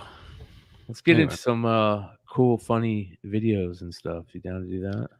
yeah, I have a video. It's not necessarily funny, but do you remember Cold Chamber? Oh yeah, fuck yeah, I remember Cold Chamber. So you remember how they had that female bass player? What was her name? Is it? Well, I guess Raina Ross. Yeah, Des Raina. Yeah. is what they went by. Yeah. This is the singer of Cold Chamber talking about her, and I had no idea about this. Oh, Raina, no one speaks to Raina. Yeah. Raina, no one speaks to Raina. Yeah. Raina is mentally ill. Yeah, that's true. Raina's in a halfway house, mentally ill, doesn't recognize anyone. Her family put her in a asylum. It's in the middle of us touring on the second record, she started locking herself in her hotel room because she's seen ghosts. But eventually it destroyed her life. And so no, we don't speak to her. I would love to do nothing but hug her. Wow, dude. I didn't crazy. know that. Yeah, I didn't know that either. Yeah, that is rough. I That's think really Cold rough. Chamber still plays and tours and shit too. Yeah, dude. Wow. Yeah, the swag says that the situation with the podcast thing sounds like the Frankie's comic situation. Same exact thing, man. Same exact thing. Man, that's crazy. Check this out. This is the shit I love, man. Look at this old school video. This is Honus Wagner. League experience. Colorized. 18 years of age. And in Major League in 1897 with Louisville, President Barley Dreyfus.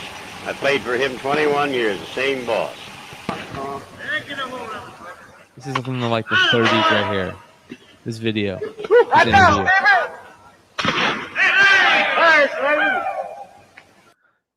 This is in the the 30s. This guy's been playing in Major League Baseball since the 1890s. Holy shit. And he's 59 years old right here. And this is the guy who he's the most famous, most expensive baseball card baseball ever. card. Yeah, definitely. Sure glad again to be in this old game of baseball. Got that old hot sundown beating on you.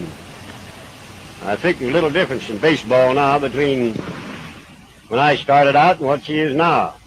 Pitchers got harder work. In other words, they ain't allowed to use the spit ball, the emery, and the mud ball, and the shine ball. That's crazy. He's talking about how pitchers can't rough up the ball or use spit or substance. It just gets worse, buddy. Yeah. It's just interesting seeing those old school images, man. I was watching a show about early photography the other day, and to be able to go back in time like that is crazy interesting to me. I know. I love watching those videos of when they're just driving down the street. Yeah. Like San Francisco or New York, and everyone's looking at the camera. They don't realize they're going to be on TikTok 100 years later. Yeah. This is pretty funny, dude. I think people get pretty wasted on the golf course.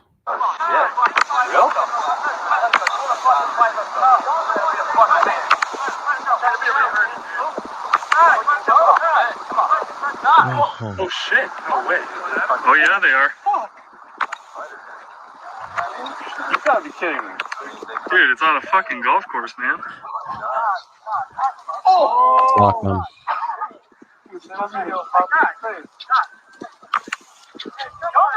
I think he's rocked. Yeah. I don't know what happened, if he got like hit in the head with a golf ball or something, or maybe it was.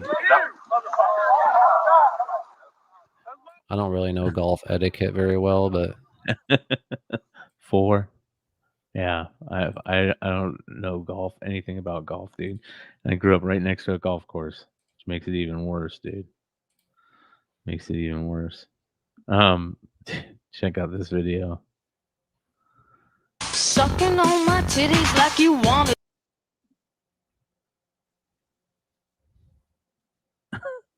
What the fuck? The guy, he realizes somebody's on camera watching him. Look at this That's real? Look at yeah. Damn.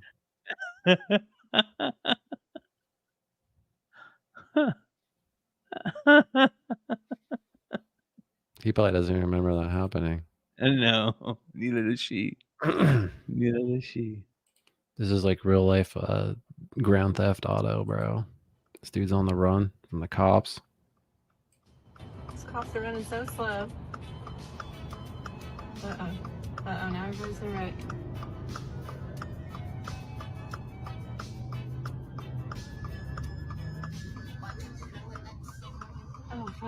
Oh shit! Oh shit! I swear to God, if I get shot. Whoa.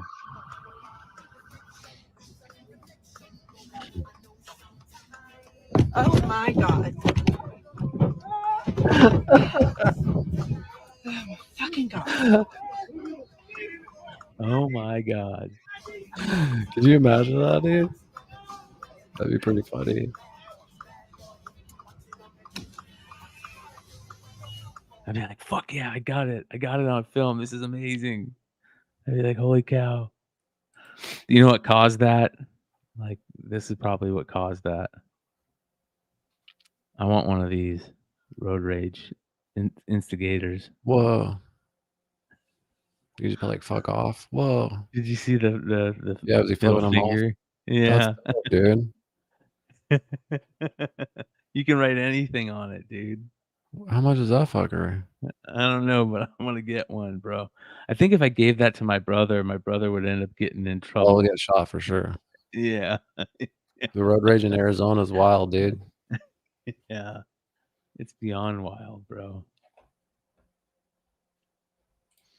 Beyond wild. Speaking of that, speaking of Arizona, this is Arizona right here. So there's these vehicles that go around that are driven by Isn't that automation. everywhere?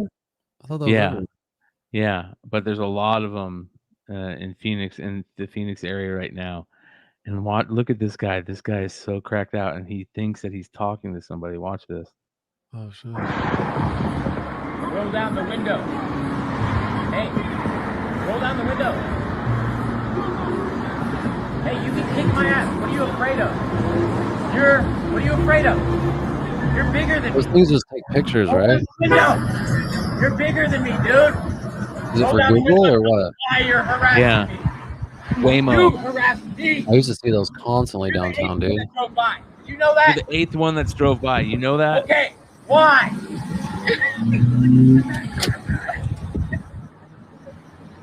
It's like some total recall shit. Yeah. There's no way to get into it. He's all zombied out.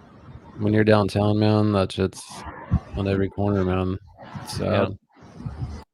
Yeah, it is. It's really sad, man. When it's this bad, it's sad. Can you imagine that the people that are driving that car are probably just like, this is fucking hilarious right now? They're just fucking with the guy and driving by him every 20 minutes. Getting their pictures. Whatever it is, who knows? I watched this crazy fucker, dude. He breaks some pogo stick world record. How long do you think he Whoa. does it for? How many hours? 12. 12? Okay. 10. Just 5. shattered the world record for the most bounces in a row on a pogo stick, all in the name of charity. His name is James Romeliotis from Boston, Massachusetts. The number to beat, 88,047. He came out cooking over 20,000 bounces in under 2 hours. People ask, did he have to eat? Yes, he got things like Slim Jims and 5-hour energy. Also healthy stuff like bananas. He's and going water for that we bounces, chose I on the think, show. not time. To keep Okay. morale high, he would karaoke to a very eclectic soundtrack that he picked. Things were good. He was cooking to the record. That's Over crazy. 6,000 bounces when a torrential downpour hit. His team had to cover him with a wall. He has a team. To keep his area dry, but he did it. He managed to get over the record in about 8 hours and 40 minutes, but he said, I'm not done. He kept going. He got over 100,000 bounces, went over 10 hours, went over 11 hours, and then he finally was His starting. wife's like, come on. He had one Stop more it. karaoke with My Way. Can you imagine him and then practicing at home all decided day he and his was wife's hooked. like, He come was on, trying to man, step stop off after pogoing. Yeah. 11 hours, 38 minutes. He got 115,170 bounces, all to raise money for veterans charities in the Boston area. Just an incredible accomplishment. Do you think anyone will ever touch that record? Wow, dude. That's what, there's that saying that we can do anything we put our minds to. And, that we're always being told in some way that, humans are very, very, they're stronger than gods because we can do anything that we put our mind to, which is awesome. Fucking really cool. Have you ever tried to use I want a to show you. pogo stick before? What's that? Have you ever used a pogo stick? No. No. It's hard, huh? Yeah, it is hard. Yeah. I want to show you this. Have you seen this video? It's of all of Red Hawk Academy, all the people that train there watching Sugar Sean's title fight. Have you seen that video? I'm not sure yet. I might have. This is cool. This is cool. Check I'll this check out out. again. I love that Yeah, shit. team reaction of him winning at UFC 294. Oh, nice. Yeah.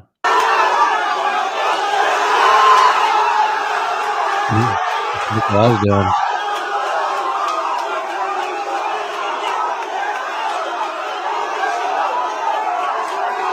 That's awesome. That was so awesome. Yeah. I can't Right believe here. Sean Strickland won last Saturday. That was pretty crazy. Yeah. Fucking man, Yeah, dude.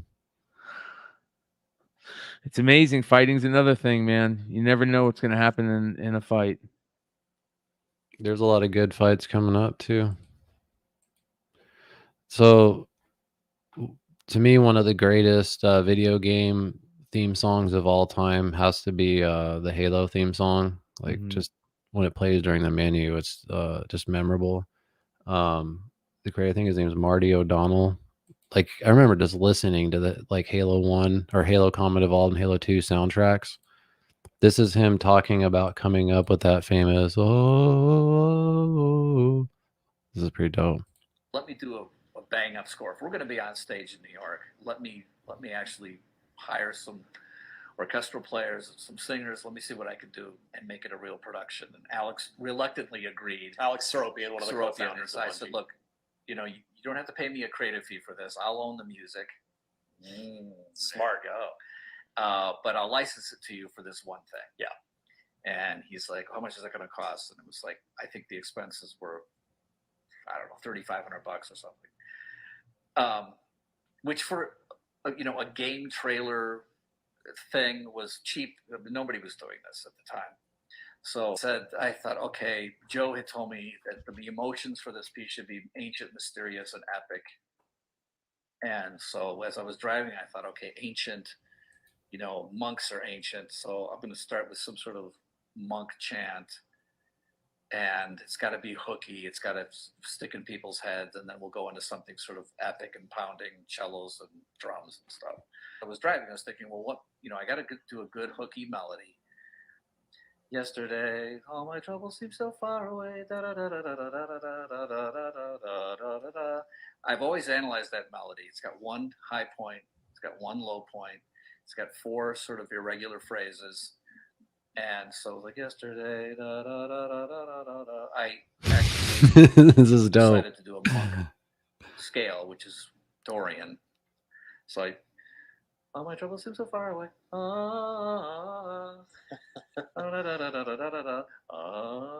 Always goes back to the Beatles, bro.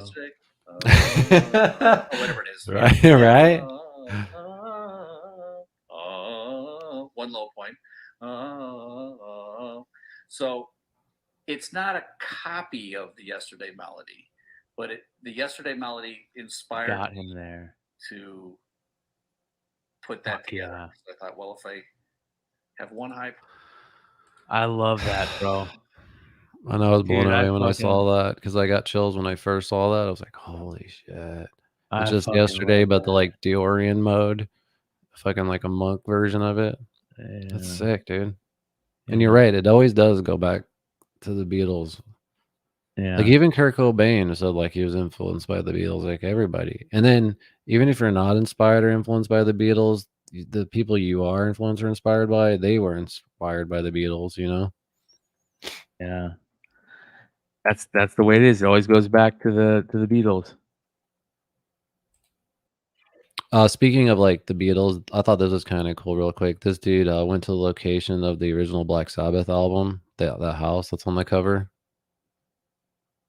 Dude, that shit scared the shit out of me as a kid, bro. What, That the album? image, the album Oh, the cover. image? Oh shit. Yeah, bro. That's awesome. Yeah, I think that's kind of cool. It's like a place you can actually still go to. Yeah, I would say that album definitely changed my life. Big time, dude. That I remember the first time I saw that album, I was a kid. I was at my grandparents' house. and my uncle's stuff. My grandparents were moving some of my uncle's stuff from when my uncles were kids, and that album was there. And I was helping my grandparents move some albums, and that album flipped open, and I just saw that front image, and it's creepy fucking image, dude. That whoever that is that Ozzy standing with the green face paint, or is that just a chick? I can't remember. But it's this eerie image. Yeah, I don't think it's Ozzy. I think it's just like an eerie image. Yeah, and it's just a person standing in front of this scary old house with like green face, and it's just creepy as shit, man. But I remember I was like, I gotta check this out, and I put it on this old record player, and I was blown away, dude. It's just like away. a creepy lady. Yeah, show it real quick. Can you show it? Yeah. It's badass, man. Yeah, look at that. It's so creepy.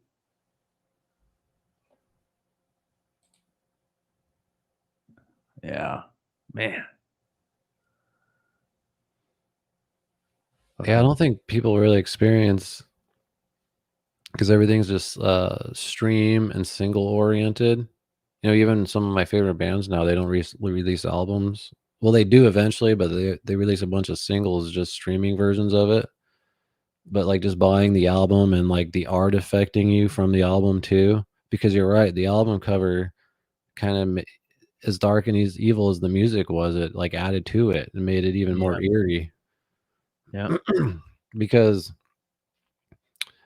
you know, Black Sabbath is credited for, you know, being one of the first, you know, bands to detune their guitars lower to get that kind of more darker, eviler sound. Yeah. But it was all kind of, I don't want to say by accident, but it's because he cut off his fingertips at his day job, and he would put like those sewing plastic things over them, and it was just easier to bend the strings by making it lower. So, but by doing that, he created that whole like kind of heavy metal sound. Yeah. Would you consider Led Zeppelin heavy metal? Yeah, I think I'll be honest. I think Zeppelin heavy. I'd say. I think Zeppelin was heavier than Black Sabbath. I think Black Sabbath. I mean, don't get me wrong. Like, there's some really heavy Black Sabbath songs, but Black Sabbath also has like a little bit of a poppy vibe to it. I think there are Zeppelin songs that are heavier. Like, I remember the first Led Zeppelin song I ever heard. I remember it was "Dazed and Confused," and no, it wasn't "Dazed and Confused." Yeah, it was "Dazed and Confused," and I just remember thinking the sound on that. But I think that a lot of people credit that early heavy metal sound to Led Zeppelin. But I remember when I heard the first Black Sabbath shit, that doom doom doom, you know what I mean? That yeah, and I'm thinking this is fucking evil. I was like, take me now. Yeah, yeah, dude. It was just like, what the fuck is this? So I think that both are definitely like up there, but Black Sabbath was super fucking heavy. Going back to the Beatles, you know what I think the very first heavy metal song was? When I get to the bottom and go back to the Helter Skelter, yeah. Yeah, Helter Skelter. That's pretty fucking heavy. Yeah. Especially when that came out. Could you imagine being like back when the White Album came out? Could you imagine that? Just being like, yeah, some murder, some fools. Yeah, that's heavy as fuck. The fucking like distortions kind of like dirty, you know, like on the guitar. And then when the anthology Beatles stuff came out, and you hear the first version of Helter Skelter, and it's like acoustic and just chill. It's so fucking good. That shit blew me away. But I agree. I think Helter Skelter is like, super fucking heavy. And then, dude, I have to be honest with you, bro. You know me, I think we even met over me wearing a Led Zeppelin shirt. I think, like, I was a huge Led Zeppelin fan. Yeah, that's how we met. Exactly. Taught me how to play guitar. Like when I first played guitar, I would learn Zeppelin songs, but I almost feel like they're kind of frauds. Yeah, with all the stuff coming out about them ripping off old blues. Yeah, there's like another song exactly like Stairway to Heaven. I know. And there's like 5 or 6 other examples I think of that where they're just they've admitted they've admitted to using a lot of that stuff. Jimmy Page has admitted to that already. You know, like, hey, yeah, I was definitely heavily influenced by this, and But the Stairway to Heaven thing is so close. bad. Yeah, it's Let me see bad. if I can pull that up. What's that It's called? Do you really know? bad. Led Zeppelin song theft. What's that? I forget what it's called on Stone. Stolen? Yeah. The British rock legends were accused in 2014 of ripping off a song called Taurus by the U.S. band Spirit. Okay, let me see if I can find that.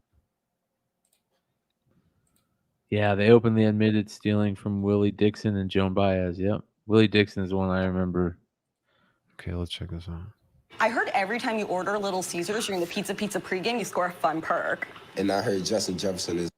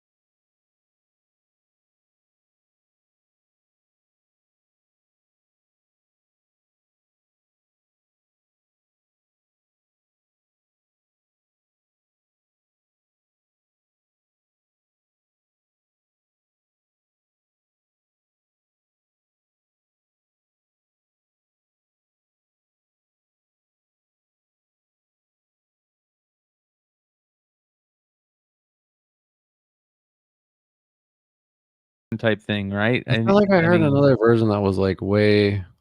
There is. There's YouTube videos where you can see them together.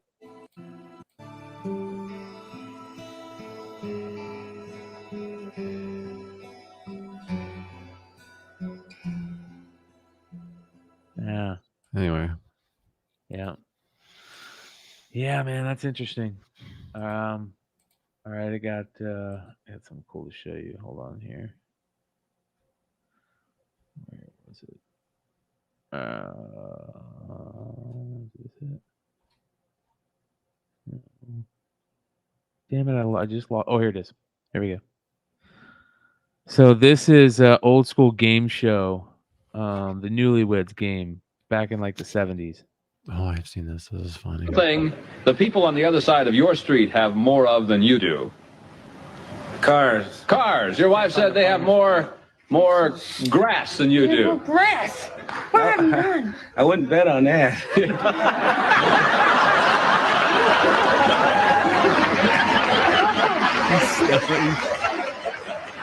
Next question, gentlemen. What is the one thing how stoned the he is people at on the this other show side of your when they street ask him. have more of than you do? Cars. Cars. Your wife said they have more grass than you do. Grass. What have you done? I wouldn't bet on that.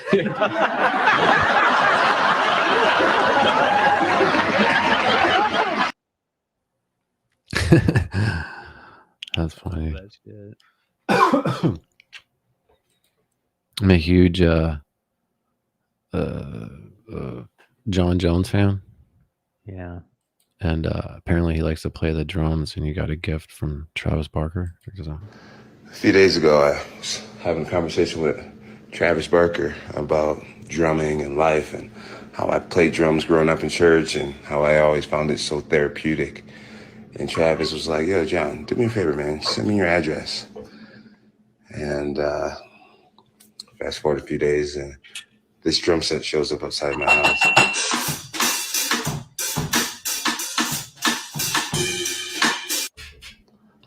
A few days ago, That's sick, dude. If I was fucking balling, dude, that's the kind of shit I would do. Yeah, Just that's constantly badass. send fucking dope gifts to everybody. Yeah. I think that's super cool. Remember, we showed that cool video about the algae, the bioluminescent algae the other week. Yeah, this is another one. Here we go. Look at this. Whoa. Yeah. the fuck is in the background? Is a boat? What It's is an that? oil rig. What the Or fuck? I think it's an oil rig. Yeah. Look at that. Look at the waves.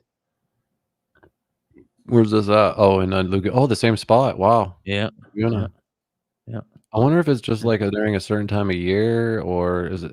Oh, this is the video we showed last week. Yeah. Or if Look at the it's dolphins playing in it.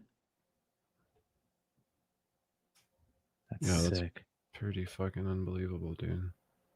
Look at it, just the tips. I love the tips of the waves. Oh man. Look at that. That's so cool. That's dope. Yeah, it's in the sand. That'd be cool to shoot, like film something there. Yeah. Scene or something. Oh yeah, big time. That would take cool to take mushrooms there. Fucking A, bro. Fucking A. Speaking of that, I did a deep dive on the psychedelic truffles. I think we talked. These are the ones that I took in San Diego, and we can make these. They already have things that you can go buy that they make the truffles in. It just takes a little bit longer. It takes like 20 days, I think. Is there like a big difference between a truffle and just like a regular? Bro, these were Are they like stronger? I don't know if they were stronger or what, but a lot of people say they're stronger. Here's what I will say. I didn't have any bad stomach problems, and they were really, really energetic, like in the moment, like high. It was very, very cool. So, but yeah, we can make these now. You just need a pressure cooker. You weren't like in your head or anything? No, not at all. Because I was, going from bar to bar and hanging out with everybody. It was very fun, man. It was very fun. This is amazing. This meteor that is got like a green hue to it. Everybody's taking these beautiful images of it. You know about this?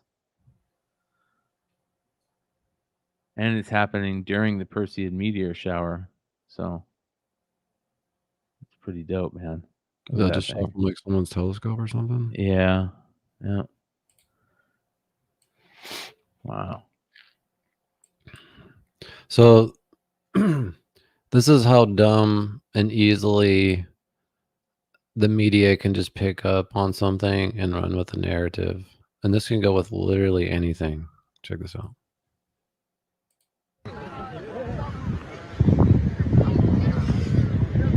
Guys are digging, for the audio listeners only, these guys are digging this crazy hole on a beach.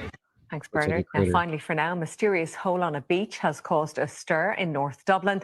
A local astronomy enthusiast is hoping the crater in Portmarnock could be the aftermath of a cosmic event. It's a huge, mysterious crater that looks out of this world. But is it? The unusual hole on Portmarnock Beach stopped local astrophysics enthusiast Dave Kennedy in his tracks yesterday, and he's certain the small but heavy rock inside it came from up above. As you can tell by here, there's a scorch mark on this side here. This guy should get all his fucking the angle that it came down at. And it is weighty. I'm not sure if it's composition, but we're definitely going to have to find out. The striking hole soon caught the attention of passers-by, many hoping that what they're witnessing is the aftermath of a once-in-a-lifetime cosmic event. Could have been this event. This is it's called it's a comet Nishimura. So you guys can see it. Where anyone can go outside and see that? It will pass at its closest distance on September 17th. So check to see if you can see it in your area. Usually I have those maps. This is that dork Pence being asked about UFOs. Yeah. This guy's a goof. Fucking complete goofball. Did you ever get briefed on UFOs? Yes. Are they real? Let me just say it doesn't exist, but I've been to Area 51. Isn't that kind of this thing kind of like when you lie? Yeah. It's a giveaway. It's a meet tell. anybody that wasn't from around here. Okay. All right. There's the answer. Did you ever What did he say? Say it, play it again. get briefed on UFOs? Yes. Are they real? Let me just say it doesn't exist, but I've been to Area 51 and I didn't meet anybody that wasn't from around here. Okay. All right. There's the answer. Everyone's just laughing. Yeah. Watch this video. This video is great, bro.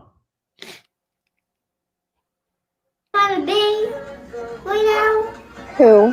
But it was Sonic the Hedgehog to beat your fucking ass up. You know what I'm trying to be right now? Who? But it was Sonic the Hedgehog to beat your fucking ass up.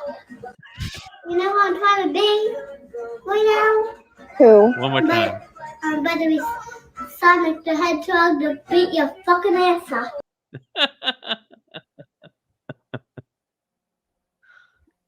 I mean, this Twitter account I follow is pretty credible. I think this is real, but this is pretty wild, dude. This tree. It says a rainbow eucalyptus tree shed their bark at different rates, and freshly revealed patches will reveal a bright green color, which then darkens to give it orange. Oh, Jesus. Yeah, that's badass, dude. That just looks like something out of I don't know. That's Like badass. Avatar or something, you know? Yeah, it's like a opal wood. Yeah, well, have it up. I'm gonna show you this crazy fucker. He's getting his mouth cleaned by this fish. Yeah, that's what they're supposed to do. Cleaner fish. Yeah, that's They crazy, remove dead dude. skin, ectoparasites, and infected tissue from the skin or grill chambers, or a human mouth. Crazy. Did you ever do that? No. I'd be afraid that I was gonna inhale it or something. I know, me too. I'd prefer like underwater, you know. Yeah, That would suck. That's all I fucking need. Check. this is another good one. Watch this. Ready? What the fuck? Why are you showing this, dude? This is disgusting. Come on. I watch kids shitting. You need to have a kid. What the fuck? I hope like one of those birds drops them off at your fucking doorstep and you get stuck with it. No, not gonna happen anytime soon, hopefully. Former NFL quarterback Jake Plummer, Yeah. right? Believes Yeah. mushrooms will save the world. Here's a behind-the-scenes look at his Colorado mushroom farm. Fuck yeah. Hell yeah, Jake Plummer looking like an absolute hippie. Fucking ASU, right? Didn't he go to ASU? Yeah. He was a Cardinal, Yeah. wasn't he? Yeah. Jake He was- Plummer he's wants a to live legend forever. in Tempe. This That's black Toyota awesome. Corolla rental bounces up and down the dusty pasture road for a while until finally Jake Plummer comes into view. He's standing outside the building. It houses what he believes to be the fix to what ails most all human beings. It's exactly 10 a.m. on the Tuesday on the farm. Let's check out what the farm looks like. Oh, what is this bullshit? Oh, it's not going to let me read it. That What the fuck? sucks. Yeah, it's the Athletic. Yeah. Oh, yeah, That's the a paper. bummer. Yeah. That's dope though. That's good Isn't there for a way Jake. to put in something and then you can bypass? There's like a way to bypass that. I gotta figure that out. Yeah, that's fucking Yeah. cool. Yeah, But I Rated agree R with- says, dude, now you guys got me interested in deep diving about that girl bass player from Cold Chamber. Yeah, that's crazy shit. That's crazy shit. I remember they were gonna get somebody to fill in for her back when they decided they were gonna tour again, and that's why. Dude, I love this video right here, dog video. I love how happy dogs get when they see you when you come home. My happy. Look at this fucking dog. Look at that. That's fucking awesome. Who wouldn't love seeing that every day? It's my man? fucking favorite part of the day, dude, is coming home. Yeah. Yeah. To my dogs. Yep. Man, that's good. Yeah, we have a Vandenberg Air Force launch that should have just happened within the last hour. What do you mean? The launch of the rocket. Oh, really? Yeah. Let's see here. Maybe they might have scheduled it to. They probably put it on till they. You know, even the community notes got this alien shit as hoax. Yeah. The Good. alien mummy from Nazca is a hoax and a fraud promoted by the known Mexico journalist and UFO grifter Jamie Masson. Is that the guy you're talking about? Yeah. That's Good. hilarious, bro. Yeah. The community notes can be pretty funny. And you know what else is funny? You know all those motherfuckers with TDS we were making fun of? Uh-huh. You know who rips those people to shreds on Twitter? It's one of the few reasons I check Twitter every once in a while is Roseanne. Oh, I love Roseanne. She's hilarious on Twitter. Yeah. Remember we were talking about hermit crabs a couple weeks ago? Like you're all like, I found another one where they have a clear shell. Oh, that's cool. Oh, that's so cool to me, dude. I always thought that would be cool. Weird looking. Yeah, they are weird looking, bro. Actually, I think we were even talking about like, oh, what if they had a clear shell? Uh-huh. It's so weird how they all line up to take each other's shells too. I think so gross. Oh, is there water in there? Yeah, man. That's super cool. Crazy little creatures. Yeah, they are. That's very interesting. Did Dylan Dennis ever go on what's his name's podcast? George's podcast? George. Oh, I don't think he has yet. They released that sit down video between him and Logan. Like Logan first released one that was heavily edited to make Dylan look like a complete douche, but then the real one came out and it was lame. You think Logan being in the WWE would be like really good at the shit talking? I feel like that's half of it, and you know what I mean? He sucks at it. Yeah. And then Dylan, he's better just off Twitter. He's not as good in person. Yeah, he can't talk. Yeah, he's been hit in the head too many times. Yeah. But I don't know, man. To be honest with you, if they don't test for roids, Logan will knock him the fuck out, and you know what I mean? Because he's like 30-40 pounds heavier, roided out. Yeah. Like I think Logan's at like 210, 215, and Dennis is like at 180. Boxing, that makes a huge difference, man. Yeah, I agree. It's gonna be interesting. Yeah, Roseanne is awesome. Cheating again. I agree. Oh, okay. I was gonna say, look at this crazy fucker. Oh, that's badass, bro. That's awesome. That's got to be some Lowe's promotion. That's got to be illegal as fuck. That looks so dangerous. So cool. Hell yeah. I feel like if that tipped over, he's done. Oh yeah, big time. That is awesome. He's on the freeway.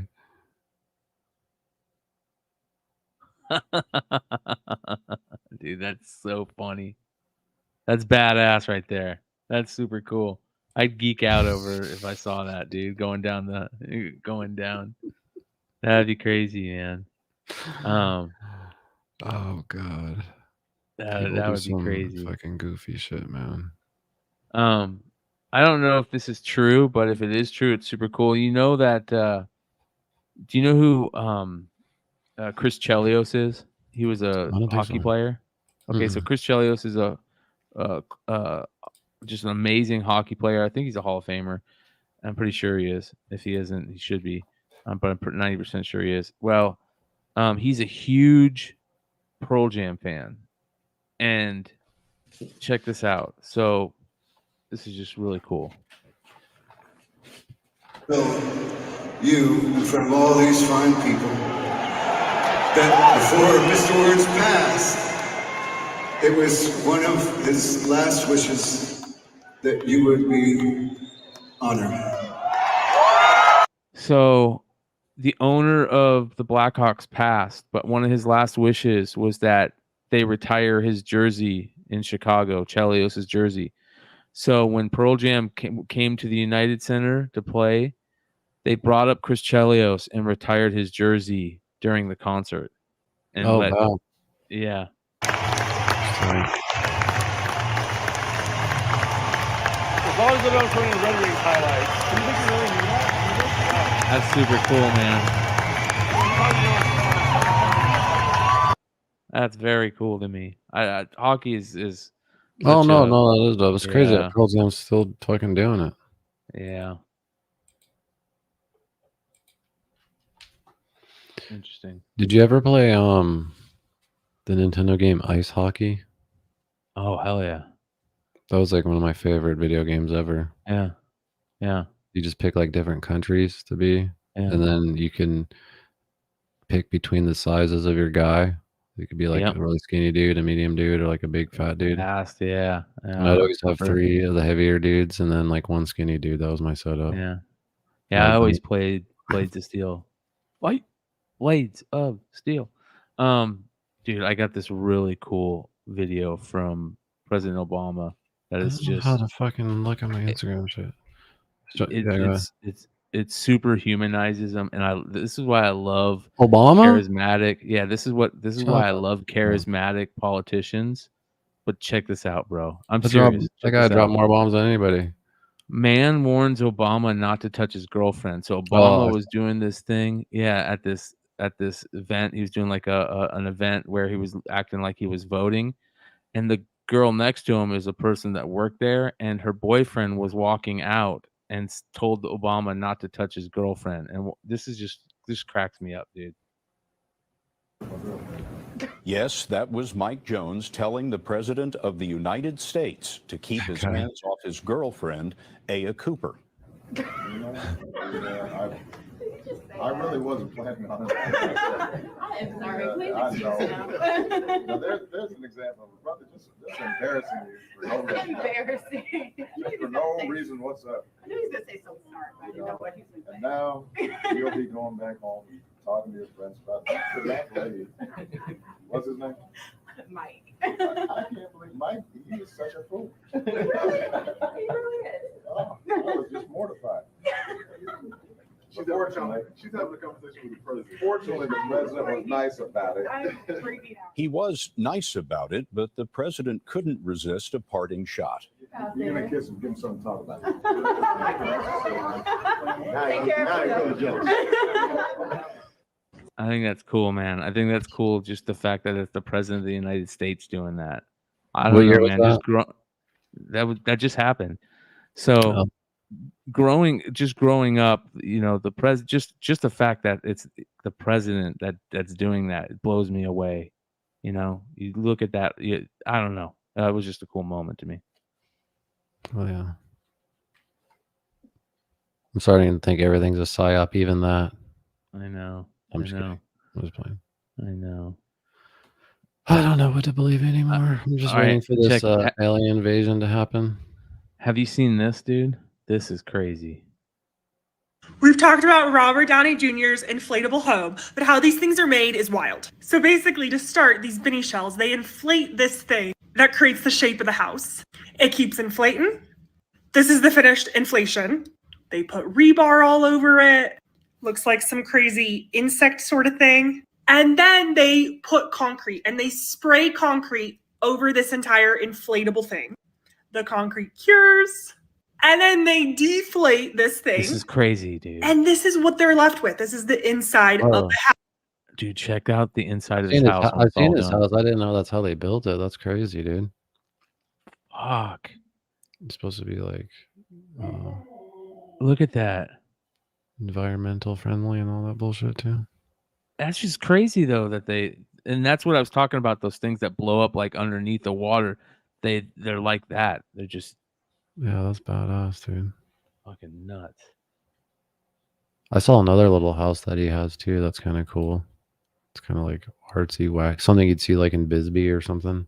Yeah. This is a video I always love seeing every year during the monsoons. Did you get rained on recently? Videos. Oh, dude, we got hammered out here the other night. It's pretty crazy. Hammered. And so this was a video of the monsoon that came through the other night through Phoenix. This is nuts. Isn't that a time lapse? A Habib or whatever? What do they call it? Habib. Yeah. Look at that. Jesus. I saw some pretty wild videos out in Scottsdale too. Oh yeah. Did you see any UFOs? No, I haven't seen any. You would think that right now is the time. That's for sure. All right, I got one last thing to show It was you. disappointing though. I mean, it only rained for like one night. I was hoping it lost like a week. Yeah. So you know how sometimes like you hear those crazy like Bigfoot sounds or Bigfoot cries, and there's always people that think that they're Bigfoots, but then you read the comments like that's a cry of this type of animal, and you're like, there's no fucking way. Check this out. This is a mountain lion, or this is a puma cat calling at night.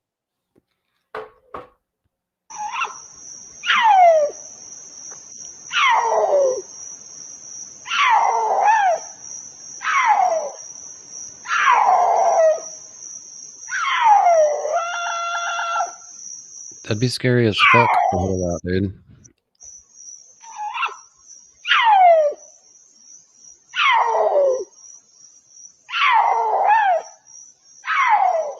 Sounds like somebody screaming.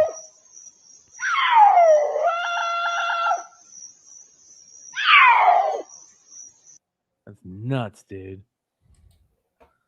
We need to talk about Bigfoot one of these nights.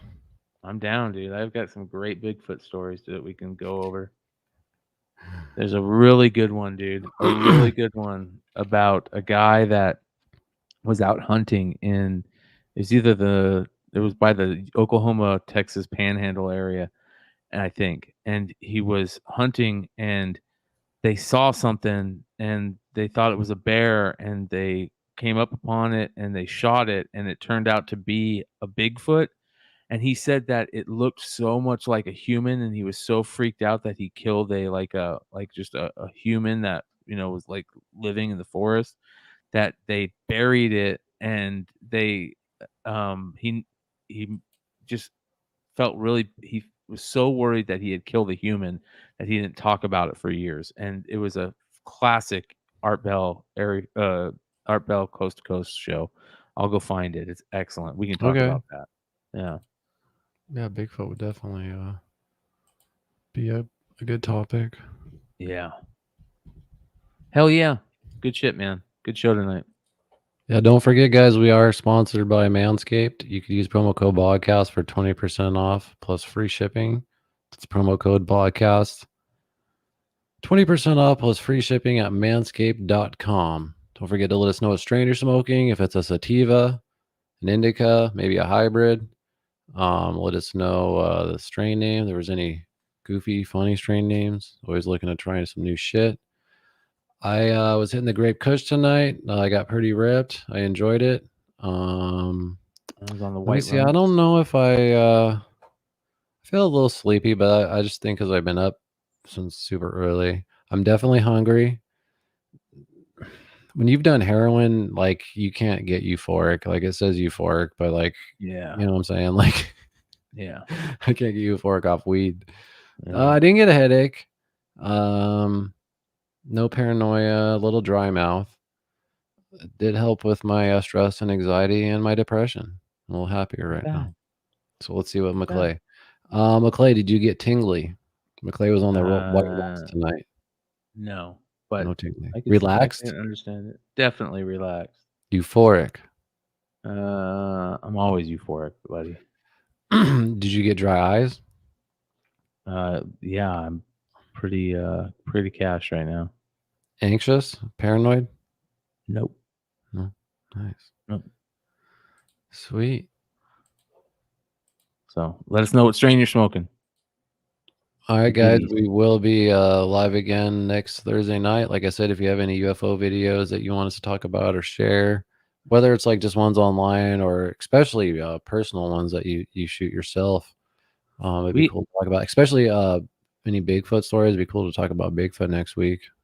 We did have a couple of people drop off some stories about a UFO they saw when they were younger, and I'll grab that story to talk about next week too. Oh, sick. So yeah. Oh yeah.